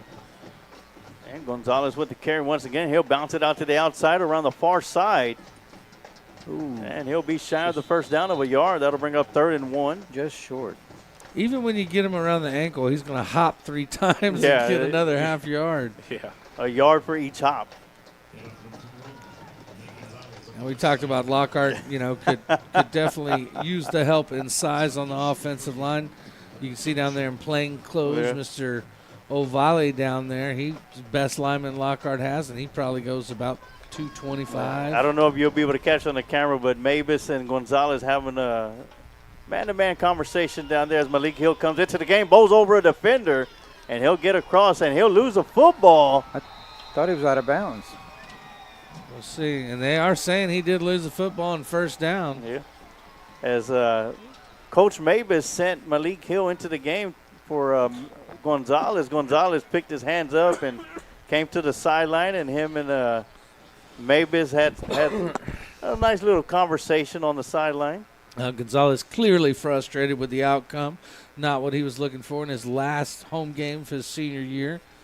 But that young man is definitely, he don't have to prove himself to nobody. The amount of fight and tenacity that he showed, not just this year but last year as well. Yeah, they used to have second to none. TD, they used to have a fighting line award a couple years ago. Oh yeah, and he would definitely earn that award. Yeah, if we still had it.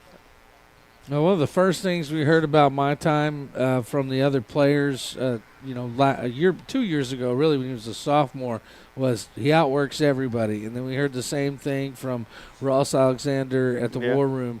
The young man is just a workhorse, and he comes out every opportunity he gets. He works hard, he plays hard, and my hat's off to that young man. And the Trojans will take a kneel, and that's going to do it.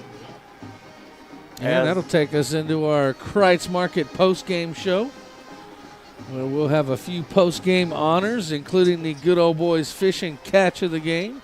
But right now, we'll take a quick timeout, and we'll be right back with your Kreitz Market post-game show right here on the Lions Pride Sports Broadcast. Smoked Texas Barbecue puts smiles on faces. Since 1900, Kreitz Market's been putting smiles on faces with every bite of Smoked Texas Barbecue. Located off of Highway 183 at 619 North Colorado Street in Lockhart, Texas, fifth-generation owner Keith Schmidt continues the tradition of providing the best barbecue in Texas with its award-winning varieties of beef, sausage, and pork meats. All Kreitz Barbecue is post oak smoked to perfection under Pitmaster Roy Perez's watchful eye in Kreitz Market's hallowed brick pits. Let Kreitz cater your party or event. Kreitz can assemble a complete barbecue dinner and sides for any event in Central Texas. To get a quote on catering, Kreitz Barbecue Catering Manager Weston Black can be reached at 512-398-2361. That's 512-398-2361. Kreitz Market opens 7 days a week, Monday through Saturday from 10:30 a.m. to 8 p.m.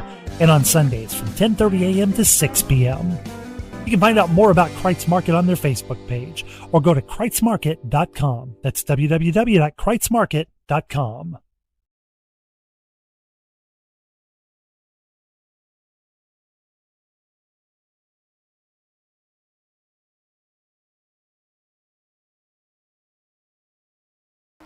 And we are back here for the Kreitz Market post-game show right here on the Lions Pride Sports broadcast. And, not the outcome the Lions wanted tonight as they fall to Austin Anderson, and they got a tough test ahead next week as they'll travel out to College Station to face the number 2 team in the state, A&M Consolidated, but that's next week. And here in our Kreitz Market post-game show, we have the honors for the night. Hey, looky there, you can see our reflection. We exist. And one of the first post-game honors that we'll work with tonight after we get our camera set up as we lose the house feed immediately following the game will be your good old boys fish and catch of the game. Well, and for the most part, Gage Deutsch has owned this thing all year long, but tonight. Give me a minute, TD. I want to make sure I get this set up for the senior walk.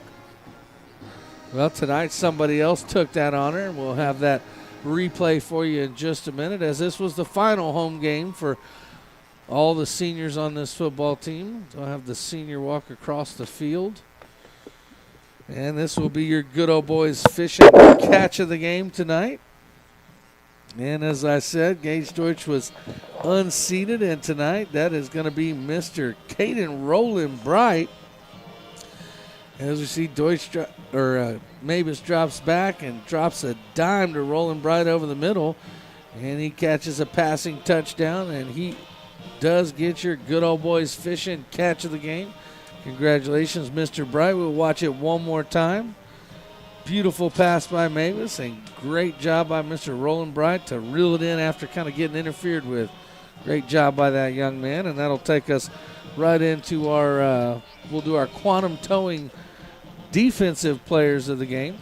On the defensive side of the football tonight, had some great performances by quite a few lines, but the 2 that stood out the most and did the best job tonight were number 14, junior linebacker Miguel Portillo, and then the big sophomore, Julian Benavidez, number 74. Those 2 are your quantum towing defensive players of the game. They both had great games tonight. Saw Benavidez disrupt the offense more than a few times, and Portillo just kind of played that game of attrition tonight where he just continued to be there and helping on the inside run from his outside linebacker spot. So those are your quantum towing defensive players of the game. Sarge for the offense. Yeah, your Kreitz Market offensive players of the game going to go to number 7, Caden Roland Bright, and number 21, Nathaniel Gonzalez, My Time Gonzalez. And, you know, Caden Roland Bright, great catch also with the good old boys fishing catch of the game. And scoring a touchdown, and Nathaniel Gonzalez scoring the other touchdown. But his honor comes also with the toughness that he had to go through. With every single yard this man has gained so far this season, it's been a sight to see because it's been bruising, it's been punishing. Ever since Nate Rowland went down with the injury, it's been all about My Time Gonzalez, and this man has – and I don't even call a young man. This man has earned each and every single yard, and you could see every time he runs that football, you see a little bit of his heart left out there on the field each time he carries that football. And, Robert, I'd like to get your take on those Kreitz Market offensive players of the game. That's My Time and Mr. Roland Bright. How do you think they did tonight? They did really well. Great catch, by Mr. Roland Bright in the end zone with coverage on him. Pretty tight coverage, way to keep his concentration and, his hands on the ball. And then, Sarge said it about Gonzalez. You know, the kid plays with heart. What an awesome job he did. Watching him through the season, you know, he, like Sarge said, he had to gain everything. He earned everything. Nothing was given to him. And he just fought and fought and fought. And as a coach, you love those kind of kids. Yeah.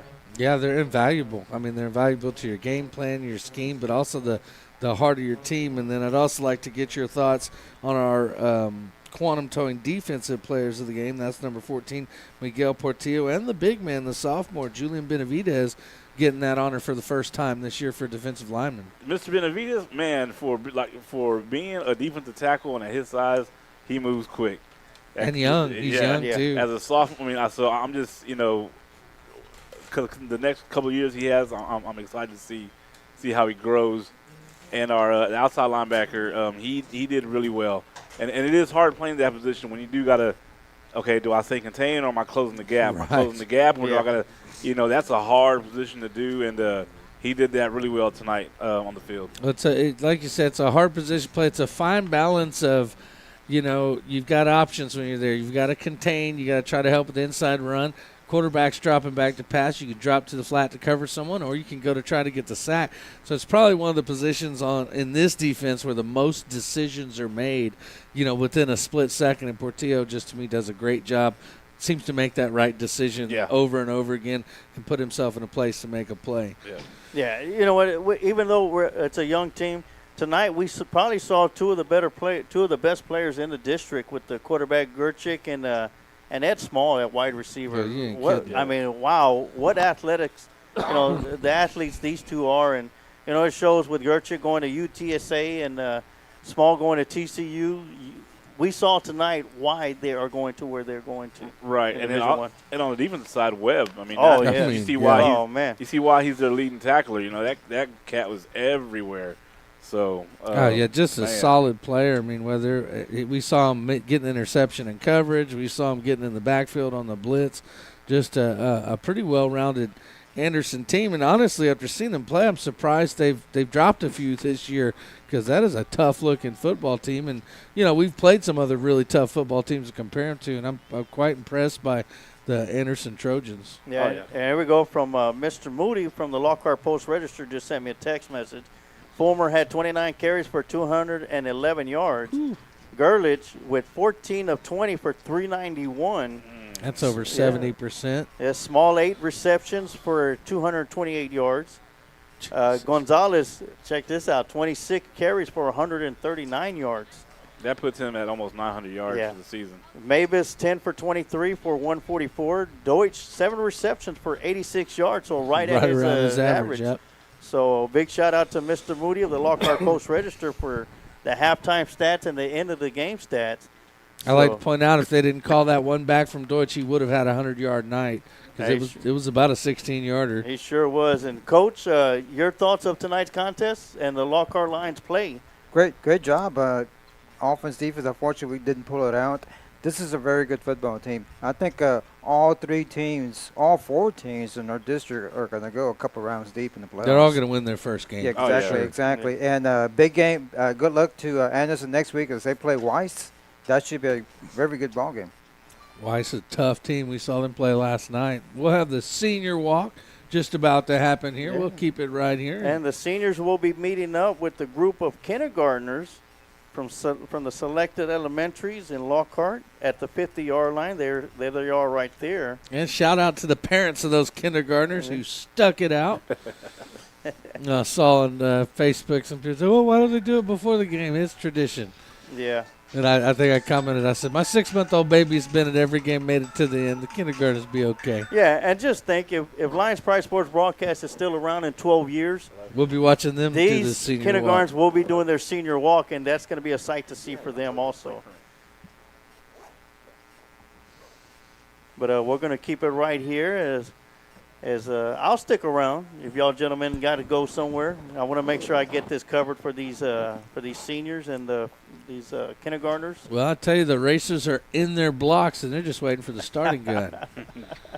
Well, while we're at it, Robert, your final thoughts on tonight's contest? Not quite the outcome we had hoped, but I mean, if you watch the game, I mean, Lockhart did fight. They didn't fold. They didn't give up. They didn't put their head down. Although they did, you saw a little bit of frustration, but they kept the fight, and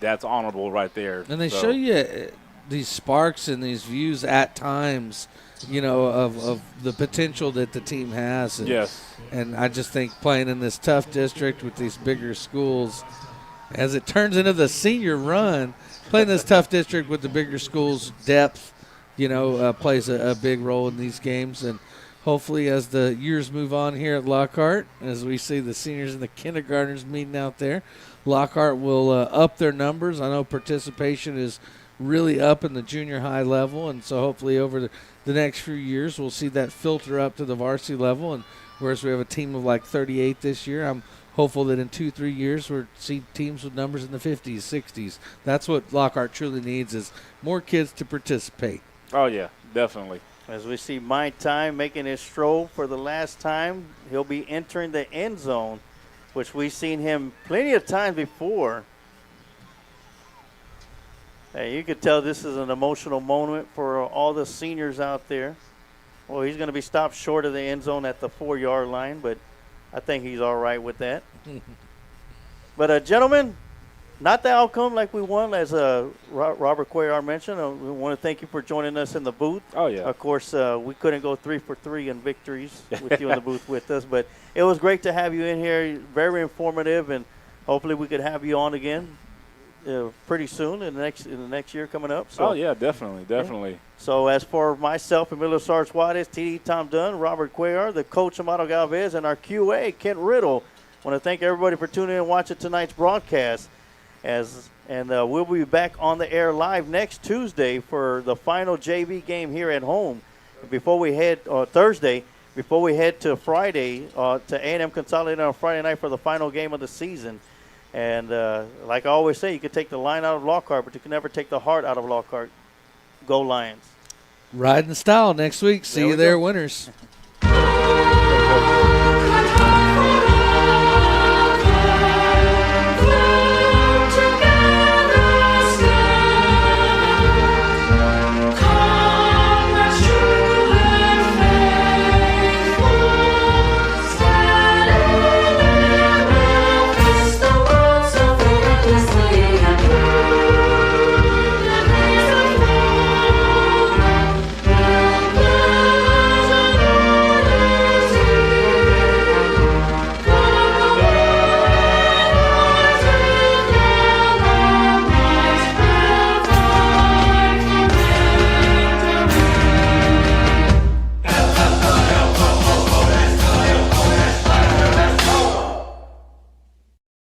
Thank you for watching today's broadcast of Lockhart Lions Sports on the Lions Pride Sports broadcast. Today's broadcast was brought to you by Kent Riddle Properties, Kreitz Market and Quantum Towing. And remember, like the Sarge always says, you can take the lion out of Lockhart, but you can never take the heart out of Lockhart. Go Lions!